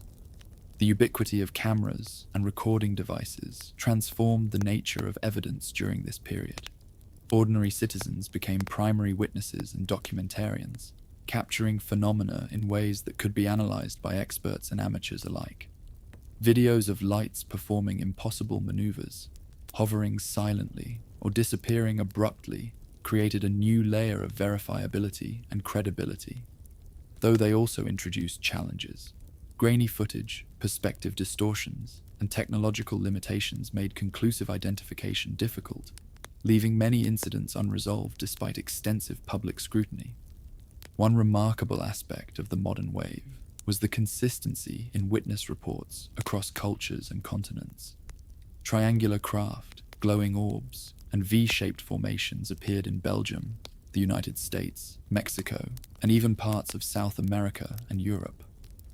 The behavior of these objects, hovering, sudden acceleration, silent movement, remained remarkably uniform, suggesting either a common explanation or a phenomenon operating under universal principles unknown to contemporary science. Researchers noted that these modern sightings echoed descriptions from earlier decades, yet were now amplified by technology and mass communication. The social impact of these events was significant.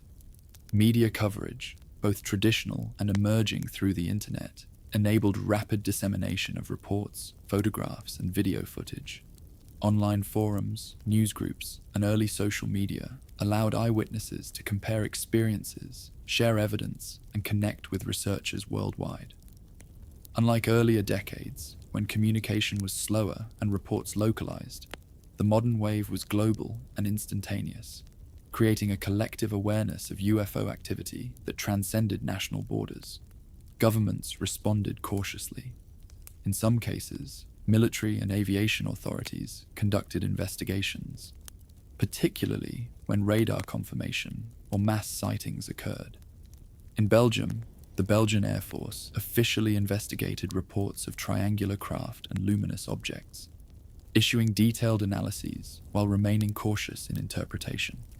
In the United States, the Phoenix Lights prompted inquiries by local officials, congressional representatives, and military agencies, though definitive conclusions were elusive. Mexico's government at times engaged with the public to acknowledge sightings while maintaining ambiguity regarding causes.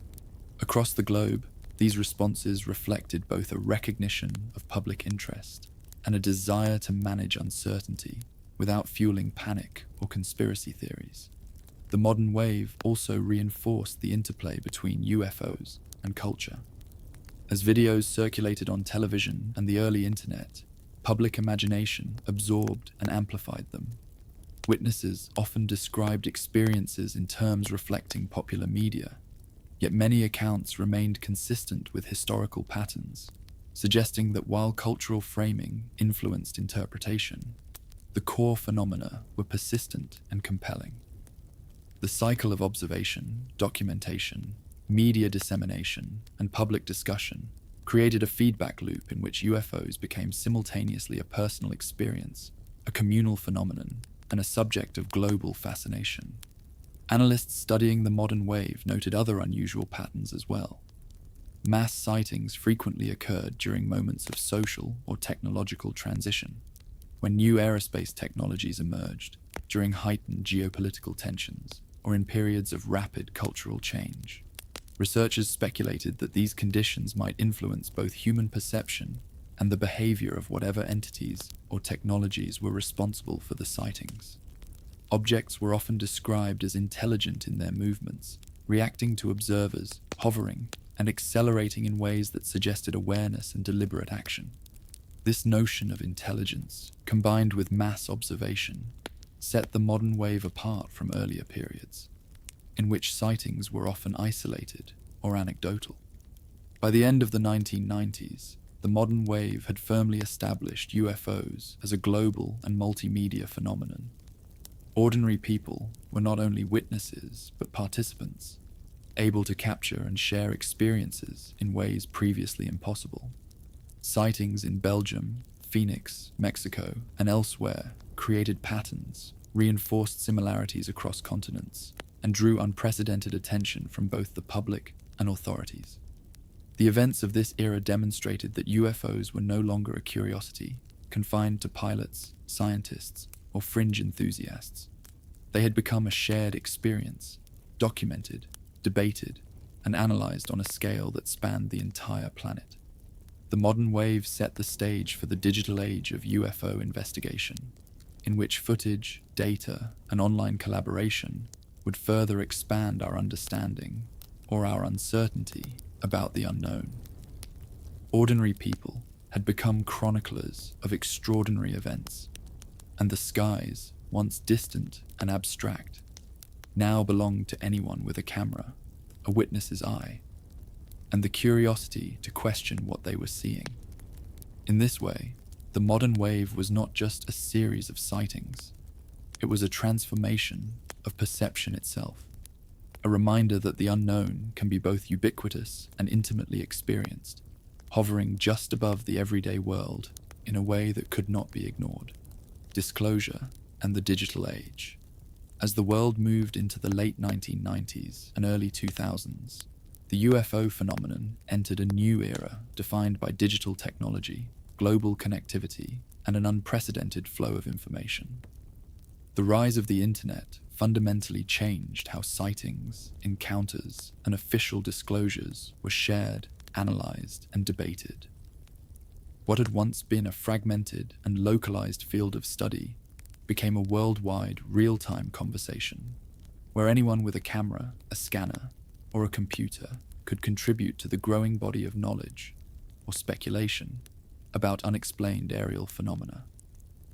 Early internet forums and news groups allowed witnesses from across continents to share their experiences in near-instantaneous fashion. Unlike previous decades, when sightings were reported primarily through newspapers, local television, or word of mouth, digital platforms offered immediacy and global reach. Photographs and videos could be uploaded, analyzed, and compared within hours, creating an unprecedented archive of evidence. Observers began to notice patterns, recurring shapes, similar flight behaviors, and correlations with historical reports. This digital connectivity empowered a new generation of civilian researchers, amateur ufologists, and citizen scientists to examine claims that were once restricted to official or academic circles. Leaked footage and whistleblower accounts became increasingly prominent during this period. Military personnel, government employees, and pilots began sharing evidence anonymously or through intermediaries, often citing frustration with secrecy and a desire for public awareness.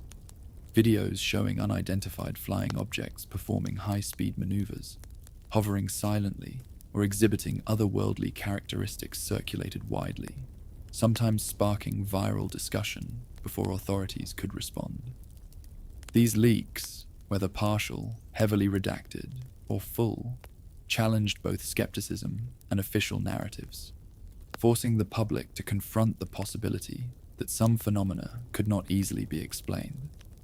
The digital age also enabled detailed analysis of UFO sightings through emerging technology. Computer software allowed enthusiasts and professionals to stabilize shaky footage, adjust lighting to reveal details, and cross-reference multiple sources. Radar data, satellite imagery, and aviation records became more accessible to the public, creating opportunities for deeper investigation. Online communities developed protocols for verifying sightings, comparing witness accounts and documenting anomalies, establishing a collaborative approach to phenomena that had previously relied on isolated reports. Government transparency, or the lack thereof, became a central theme during this era. Citizens and researchers alike demanded access to previously classified documents, records of sightings, and military investigations. In the United States, repeated Freedom of Information Act requests resulted in the release of thousands of files, revealing patterns, investigative procedures, and internal debates over UFO encounters. Some files confirmed that radar anomalies and pilot reports had been taken seriously, while others demonstrated a deliberate effort to manage information and avoid public alarm. Internationally, similar efforts prompted disclosures in countries like the United Kingdom, Canada, France, and Brazil, creating a mosaic of official acknowledgement that the skies contained unidentified phenomena worthy of study. The digital age amplified the cultural dimension of UFOs as well. Social media platforms, video sharing sites, and blogs allowed both casual observers and dedicated investigators to reach massive audiences. Viral videos, live-streamed sightings, and interviews with purported witnesses fostered a global community united by curiosity and inquiry. The immediacy of digital communication also heightened public pressure for answers, as governments faced scrutiny not only from researchers, but from millions of citizens who could share evidence, debate interpretation, and challenge official explanations in real time. Whistleblowers contributed critical perspectives during this period, often revealing internal programs, encounters, or investigations that had been hidden from public view. Some described classified projects studying anomalous aerial vehicles, unknown technologies, or unexplained phenomena captured on radar. While official statements often downplayed these revelations or framed them as misinterpretations of conventional aircraft, the consistency and detail of whistleblower accounts gave credence to the idea that certain phenomena remained unclassified for reasons beyond public comprehension. A defining moment of this era occurred in 2004, when US Navy pilots reported encounters with what became known as tic-tac objects off the coast of California. These craft displayed extraordinary acceleration, sudden stops, and high-speed maneuvers inconsistent with known aircraft. Video recordings from infrared cameras captured the objects in motion, providing compelling visual evidence for both skeptics and believers. The subsequent release of this footage in 2017, along with official acknowledgement from the Pentagon, marked a turning point. The reality of unidentified aerial phenomena was no longer confined to anecdote or speculation. It had entered the sphere of confirmed military observation. The digital age also blurred the lines between official and civilian observation. Ordinary people with smartphones or camcorders could document phenomena in real time, while investigative journalists could access and interpret government files, corroborating or challenging official narratives. This democratization of information fostered a new type of scrutiny, where evidence was publicly examined, debated, and archived for posterity. UFOs were no longer the exclusive concern of pilots, scientists, or military personnel. They had become a shared global experience, documented and analyzed collaboratively. Perhaps most importantly, the digital age changed expectations. The public began to demand answers, transparency, and accountability. Questions about extraterrestrial life, advanced technology, and unknown aerial phenomena were no longer speculative musings. They were subjects of civic interest, journalistic inquiry, and scholarly debate. Governments could no longer easily dismiss reports without scrutiny, and the sheer volume of digital evidence ensured that unexplained events remained visible to an attentive global audience. In this era, UFOs became more than objects in the sky. They became symbols of inquiry, skepticism, and hope. They reminded humanity that the universe was not fully understood, that information could be both hidden and revealed, and that ordinary people could contribute meaningfully to the study of extraordinary phenomena. The combination of leaked footage, whistleblower testimony, and digital communication created an environment in which the unknown could be documented, analyzed, and discussed on a scale previously unimaginable. By the end of the first 2 decades of the 21st century, the disclosure movement had reshaped the UFO narrative. It was no longer sufficient to dismiss phenomena as misidentification, optical illusion, or hoax. Evidence was available, corroborated, and accessible. The digital age made the skies more transparent and, paradoxically, more mysterious. As videos circulated, documents were released, and eyewitnesses came forward. Humanity faced the persistent question: if these phenomena were not fully understood by governments or scientists, what might they truly represent, and what implications could they hold for our understanding of the world and our place within it? The Pentagon's secret programs. The turn of the 21st century brought a level of official acknowledgement that fundamentally reshaped the conversation around UFOs, or as the US government now often refers to them, unidentified aerial phenomena, UAPs.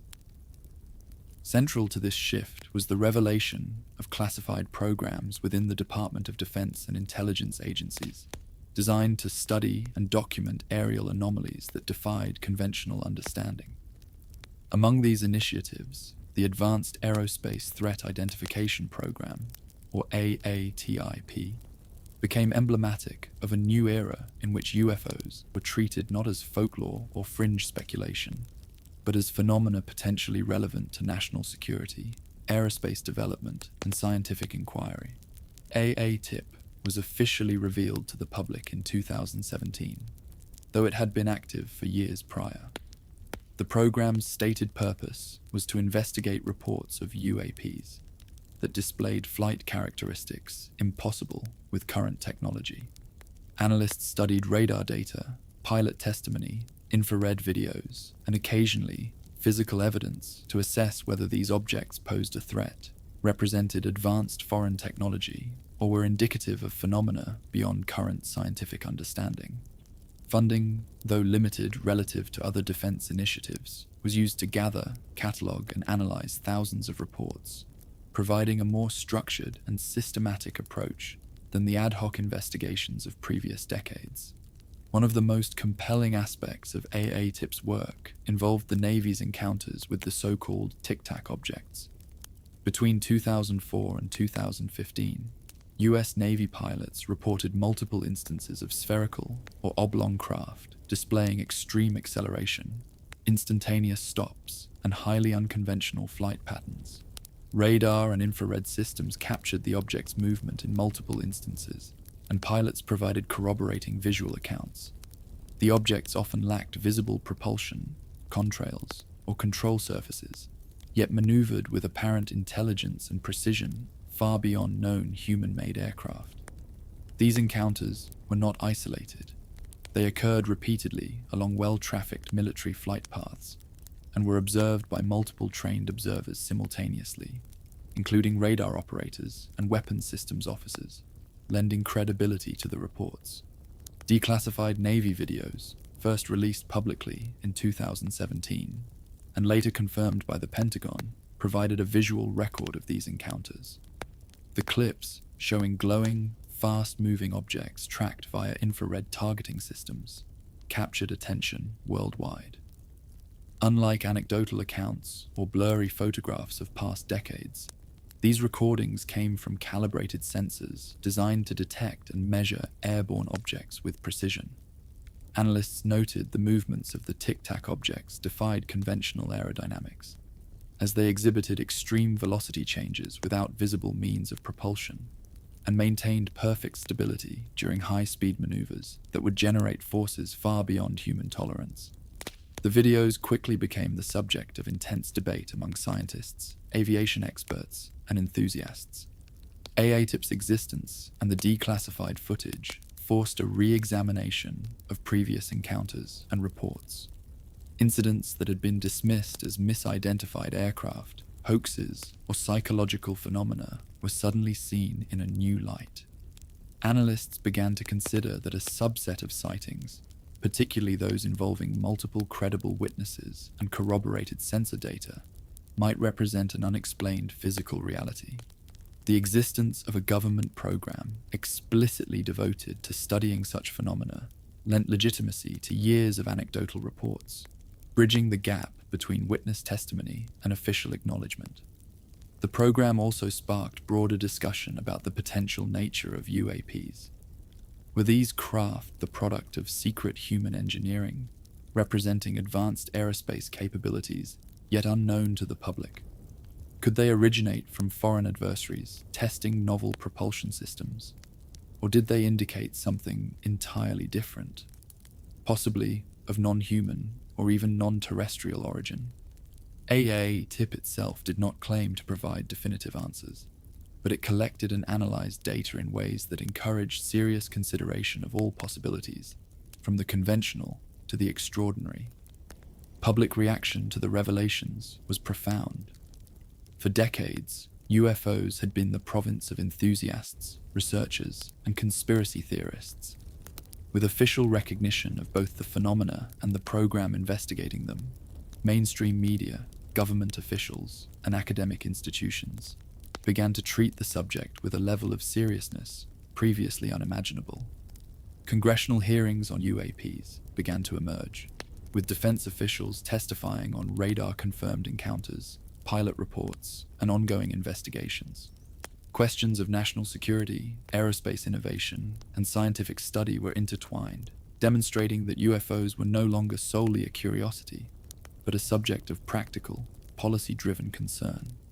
The Pentagon's acknowledgement also prompted a reassessment of historical cases. Researchers revisited incidents like the Phoenix Lights, Rendlesham Forest, and the Belgian Wave, comparing them with modern sensor data and pilot encounters.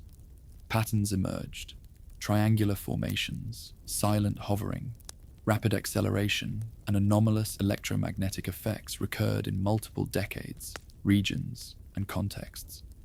The modern wave, once considered an outlier, became part of a continuous narrative, showing that unexplained aerial phenomena were persistent, often recurring, and worthy of systematic study. AATIP and subsequent programs emphasized documentation and scientific rigor. Rather than relying solely on witness testimony, they incorporated multi-sensor analysis, including radar, infrared, electro-optical tracking, and sometimes acoustic measurements. Reports were categorized by credibility, corroboration, and anomaly type, creating a structured framework that allowed analysts to differentiate between misidentifications, conventional aircraft, and truly anomalous observations.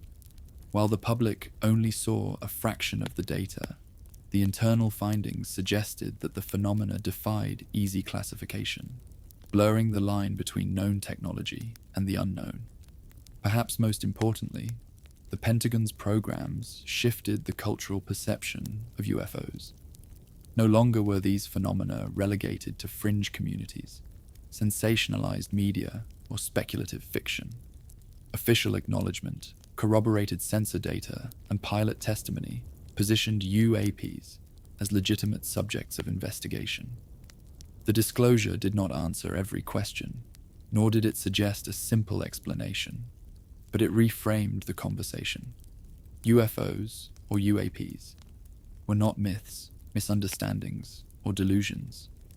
They were real, observed, and persistent phenomena whose origins and capabilities remained largely unexplained.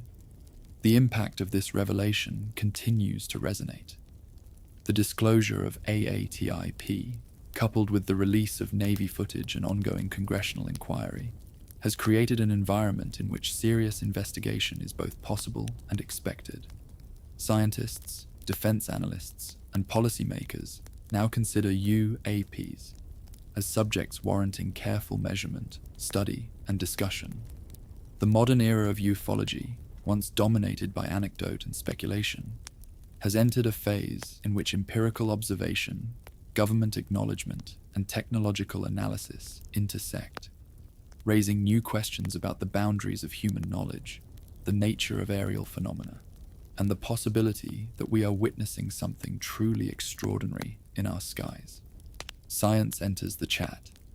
With the declassification of military footage, the acknowledgement of AATIP, and the rising visibility of eyewitness accounts, the UFO phenomenon began to command serious attention from the scientific community in a way that had rarely occurred before. Astrophysicists, aerospace engineers, military analysts, and pilots increasingly found themselves part of interdisciplinary discussions, analyzing phenomena that had for decades been relegated to the margins of academic and professional inquiry. The conversation shifted. UFOs, or UAPs, were no longer simply stories or curiosities. They were events requiring careful measurement, rigorous methodology, and scientific skepticism tempered with open-minded consideration. Astrophysicists approached the subject by examining the physical plausibility of reported sightings. Objects described as moving at extreme speeds, hovering without propulsion, or performing impossible maneuvers posed a challenge to known physics. Researchers began modeling these scenarios using known laws of motion, aerodynamics, and energy dynamics, noting that some recorded behaviors could not easily be explained by conventional aircraft or atmospheric phenomena. While no astrophysicist claimed to have definitive answers regarding origin, their analyses confirmed that certain UAP encounters represented real, unexplained events that merited further investigation. Military analysts, meanwhile, brought a pragmatic perspective rooted in observation, instrumentation, and threat assessment. They examined encounters documented by radar, infrared sensors, and electro-optical tracking systems, particularly those involving Navy pilots and other trained observers. Analysts assessed flight patterns, acceleration, and maneuverability, often comparing them to the capabilities of known military and civilian aircraft. In many instances, these studies revealed that the reported movements were inconsistent with current human technology, suggesting that either a new, highly classified craft existed, or that the phenomenon remained fundamentally unexplained. Pilots offered first-hand testimony that proved invaluable. Experienced aviators, accustomed to navigating complex airspace and identifying anomalies, described encounters in precise technical language. They reported objects moving at high speed, changing direction abruptly, hovering silently, or exhibiting characteristics of intelligent control. Some described multiple simultaneous UAPs interacting with one another, coordinating movements in ways suggestive of intent or awareness. Pilots often emphasized the reliability of their observations, noting that sightings were corroborated by multiple instruments, other crew members, and even ground-based radar. Their input added a critical layer of credibility that bridged civilian reports and scientific analysis. This era also saw the emergence of organized research efforts dedicated to understanding UAPs. Independent organizations, academic groups, and even think tanks began to apply rigorous methodology to sightings, combining field investigation with archival research. Some groups focused on pattern recognition, cataloging recurring shapes, behaviors, and locations of reported phenomena. Others employed physics-based modeling to test hypotheses regarding propulsion, energy requirements, and environmental interaction. The scientific approach emphasized documentation, reproducibility, and peer review, distinguishing contemporary study from the anecdotal and often speculative work of earlier decades. Collaborative efforts became increasingly common. Conferences brought together astrophysicists, aeronautical engineers, military officers, and pilots to share data, present analyses, and debate interpretations.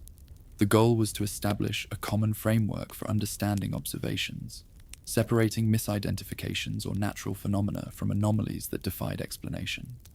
These interdisciplinary discussions created a shared language, allowing experts from different fields to evaluate evidence, propose hypotheses, and suggest new avenues of investigation. The scientific lens encouraged careful consideration without dismissing phenomena out of hand, acknowledging both the extraordinary nature of some encounters and the potential for mundane explanations in others. Technology played a crucial role in this process. High-resolution infrared cameras, radar networks, and satellite tracking systems provided empirical data that could be measured, compared, and verified. Analysts applied statistical methods to assess the frequency, location, and behavior of sightings, identifying clusters and patterns that had previously gone unnoticed.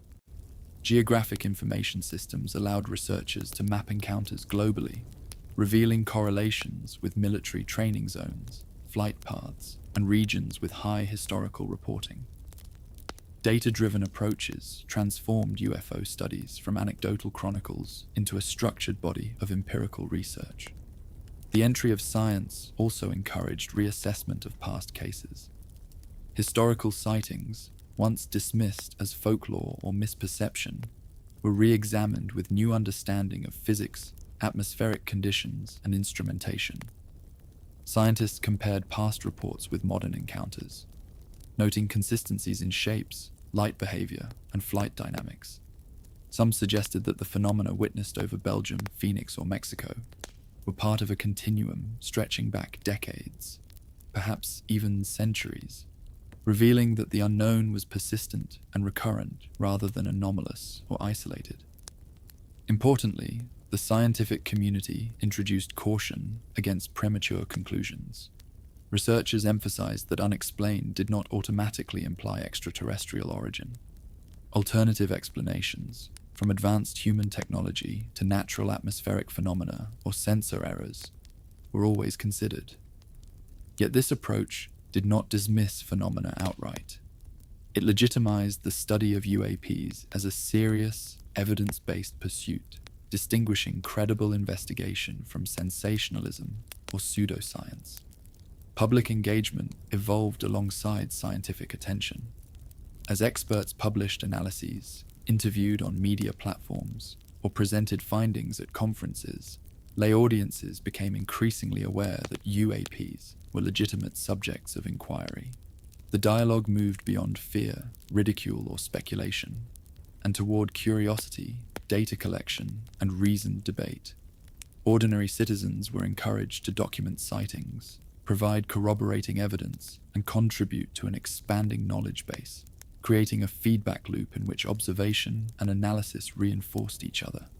By uniting astrophysicists, military analysts, and pilots, the study of UAPs entered a phase characterized by rigor, credibility, and systematic investigation. While definitive answers remained elusive, the collaboration of these diverse experts elevated the conversation, demonstrating that the phenomenon could no longer be ignored or dismissed as trivial. Instead, UAPs became a legitimate field of study, one that challenged assumptions about flight, propulsion, and observation, and that encouraged a careful balance between skepticism and openness. This phase of investigation also raised profound philosophical questions. If some UAPs were indeed beyond current human technology, what did that imply about the limits of engineering and scientific understanding? If unexplained phenomena were intelligent in some manner, what might that reveal about cognition, consciousness, or life beyond Earth? Scientists approached these questions cautiously, focusing first on measurable evidence and reproducible observation. But the very act of asking them reflected a significant shift. Humanity was now contemplating the unknown, not only as witnesses or storytellers, but as analytical, reasoning observers committed to understanding reality as it presented itself. Through the intersection of scientific rigor, military credibility, and pilot testimony, the UAP phenomenon became a legitimate subject of global inquiry. This era marked the first time in history when unexplained aerial phenomena were systematically studied, evaluated, and documented by professionals operating at the highest levels of expertise. While answers remained limited, the recognition of the unknown as real, observable, and persistent fundamentally altered both public perception and the trajectory of ongoing research, laying the groundwork for further exploration of one of humanity's oldest and most enduring mysteries: the search for extraterrestrial intelligence. As the 21st century progressed, humanity's curiosity about unexplained aerial phenomena began to intersect with a broader, more fundamental question: are we alone in the universe? The search for extraterrestrial intelligence, long a speculative endeavor, became increasingly grounded in science, technology, and the expanding knowledge of the cosmos. Initiatives such as the Search for Extraterrestrial Intelligence, or SETI, provided structured programs dedicated to listening for signals, analyzing data, and exploring the possibility that life, and intelligent life, exists beyond Earth. SETI's work was both technical and profoundly philosophical, reminding humanity that the same skies from which we observed UFOs might also contain other forms of life, intelligence, or communication far beyond our comprehension. SETI's primary methodology involves scanning the radio and optical spectrum for signals that could indicate deliberate transmission from an extraterrestrial source. Arrays of telescopes listen to narrow-band signals, searching for patterns that distinguish artificial communication from the vast background of cosmic noise. While most signals are ultimately explained as natural phenomena or human-made interference, the program has generated intriguing anomalies over the decades, instances of data that provoke careful analysis and debate. Even when a signal cannot be conclusively identified as originating from an intelligent civilization, it reminds scientists and the public alike of the sheer immensity of the cosmos and the potential for other sentient beings. The discovery of exoplanets, planets orbiting stars outside our solar system, dramatically expanded the scope of this search. Starting in the 1990s and accelerating into the 21st century, astronomers confirmed thousands of planets orbiting distant stars, some within the so-called habitable zone, where conditions might allow liquid water and potentially life. These discoveries provided empirical context for considering UAPs and the possibility of extraterrestrial intelligence. If planets capable of supporting life are abundant throughout the galaxy, the likelihood of other intelligent civilizations becomes a scientifically meaningful consideration rather than mere speculation. Each exoplanet catalogued, each observation of planetary atmosphere or orbital characteristics added weight to the idea that humanity is part of a much larger cosmic neighborhood. The philosophical implications of this search are profound. For centuries, humanity considered itself the center of creation, interpreting celestial phenomena as divine messages, omens, or the expressions of gods. The discovery of exoplanets, coupled with the recognition of UFOs as persistent, unexplained phenomena, challenges this anthropocentric perspective. We are confronted with the possibility that life exists elsewhere, perhaps intelligent and technologically advanced, observing or even interacting with our planet in ways we do not yet understand. This realization forces a re-evaluation of our place in the universe, our assumptions about life, and our capacity for understanding phenomena that lie beyond current scientific paradigms. Efforts to communicate with potential extraterrestrial civilizations have also evolved. Projects such as METI, Messaging to Extraterrestrial Intelligence, have explored the transmission of signals encoded in mathematics, physics, and universal principles across interstellar distances. These efforts reflect a deliberate, reasoned attempt to extend human presence beyond Earth, not physically, but cognitively, reaching across light years to signal the existence of intelligence capable of recognizing patterns, interpreting meaning, and responding. While the likelihood of immediate contact remains uncertain, these initiatives underscore humanity's enduring desire to connect, to bridge isolation, and to confront the possibility that others share the universe. The intersection between UAP research and SETI highlights a critical dimension. While unidentified aerial phenomena on Earth may or may not originate from extraterrestrial sources, their existence and the study of exoplanets both serve as reminders that the universe is larger, stranger, and more complex than previously imagined. Each detection of a UAP, each radar anomaly, each infrared capture exists alongside the broader effort to explore our galaxy, map planetary systems, and understand the fundamental conditions required for life. The phenomena observed in Earth's skies gain additional context when considered against the vast cosmic landscape. What appears mysterious in our atmosphere may be part of a far more intricate and widespread reality. Public engagement with SETI and the search for life beyond Earth has paralleled interest in UAPs. Amateur astronomers, citizen scientists, and enthusiasts increasingly contribute observations, participate in data analysis, and debate interpretations.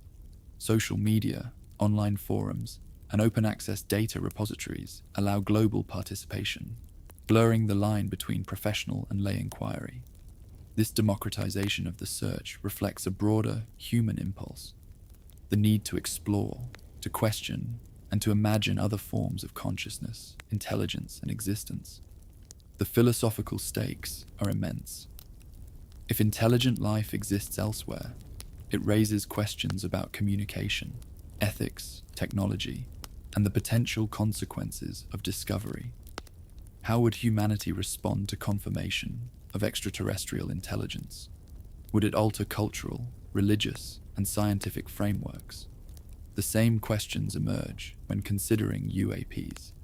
If some phenomena are of non-human origin, even if local or transient, what does that imply about our understanding of physics, technology, and the limits of perception? The search for extraterrestrial intelligence, therefore, is not merely an academic endeavor. It is a mirror reflecting humanity's curiosity, its fears, and its aspirations. The combination of exoplanet discovery, advanced astronomical observation, and global citizen participation has transformed the search from speculation to structured inquiry. Interdisciplinary collaboration now extends from astrophysics to aeronautics, from biology to philosophy, creating a rich dialogue in which UAPs, exoplanets, and the possibility of intelligent life inform one another. Researchers recognize that understanding one element, whether a sudden light in the night sky, a radar anomaly, or a distant planetary system, may illuminate another, creating a cumulative expansion of knowledge that reshapes both science and imagination. Ultimately, the search for extraterrestrial intelligence situates humanity within a vast and dynamic universe. It reminds us that the unknown is not merely a void, but a landscape of potential discovery, that every anomalous observation carries the possibility of insight, and that our curiosity may one day connect us with forms of life and intelligence previously beyond comprehension. Whether or not contact is ever made, The process of exploration, documentation, and philosophical reflection reshapes our understanding of ourselves and our place among the stars, echoing the same questions that UAPs have posed for decades. What else exists? What else observes? And what remains to be discovered in the endless expanse above? Dreams beyond the stars. As the journey through centuries of human observation and inquiry comes to its quiet conclusion, it becomes apparent that the story of UFOs is more than a record of lights, shapes, or unexplained craft in the sky. It is, in many ways, a reflection of humanity's timeless fascination with the unknown, the eternal impulse to reach beyond the familiar, and the hope that somewhere, beyond our world, there might exist intelligence, curiosity, and understanding like our own. From the earliest civilizations to the present day, people have looked upward, seen something unusual, and asked questions that go far beyond the immediate or the tangible. These questions carry the weight of wonder.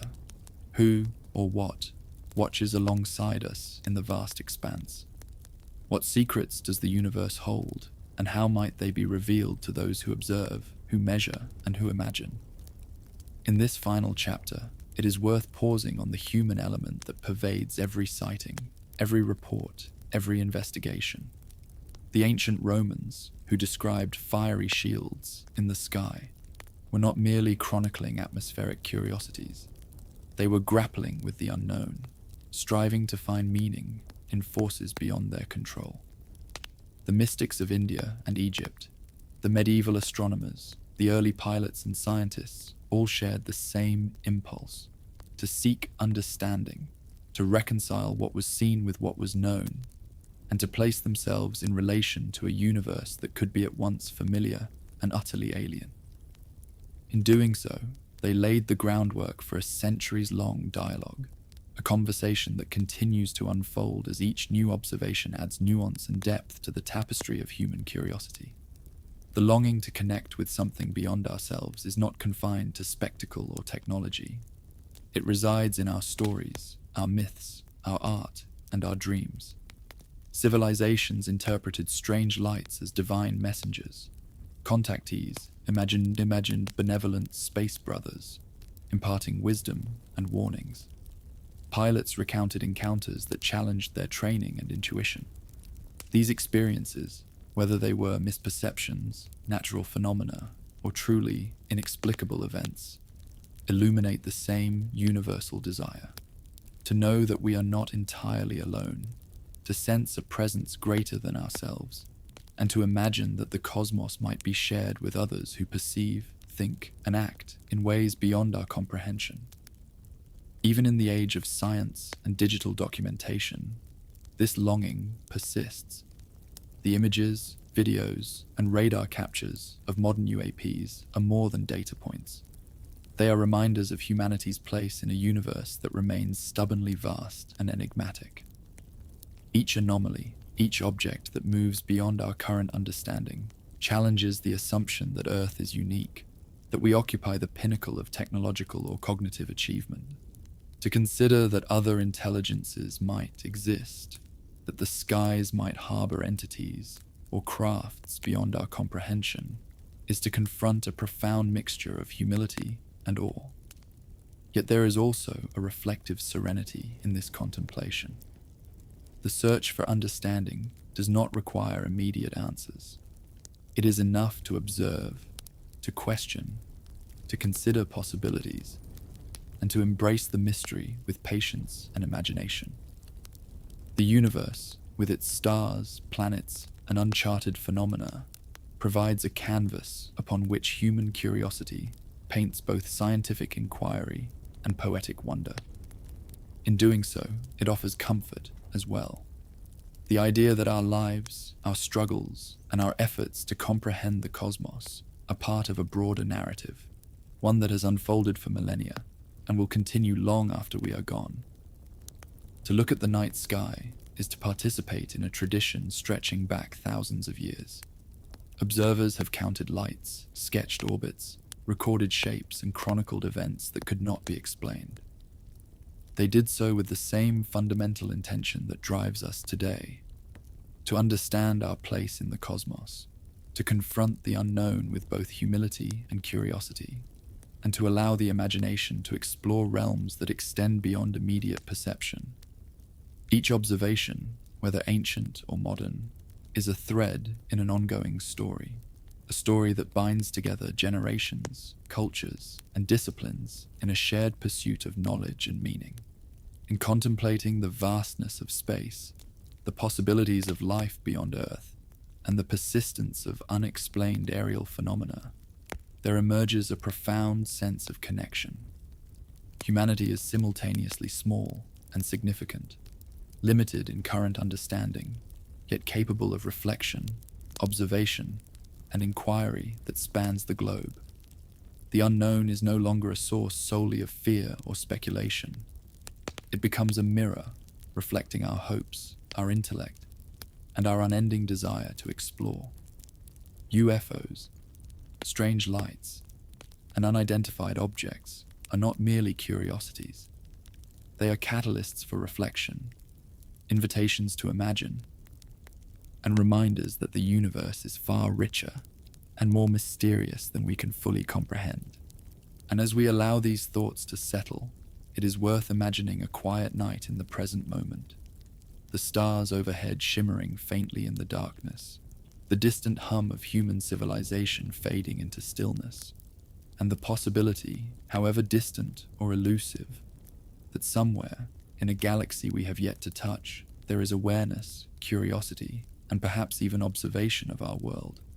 The sky becomes a shared space, not just of objects and light, but of potential understanding, of questions yet unanswered, of stories yet to be told.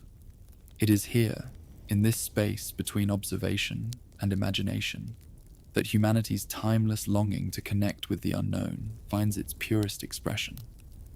In the end, the history of UFOs is not simply a catalogue of sightings, government programs, or scientific inquiry.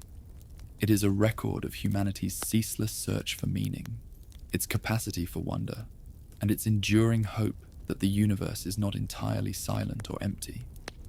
From ancient scrolls to modern radar tracks, from mythic interpretations to digital disclosures, the story weaves together observation, speculation, and reflection, leaving an open horizon upon which each new generation may project curiosity, creativity, and the quiet, persistent desire to know that perhaps we were never alone. The stars continue to shine, the heavens remain vast and mysterious, and in that vastness lies both the unknown and the enduring promise of discovery, a promise that invites every observer, witness, and dreamer to look upward, to imagine, and to wonder.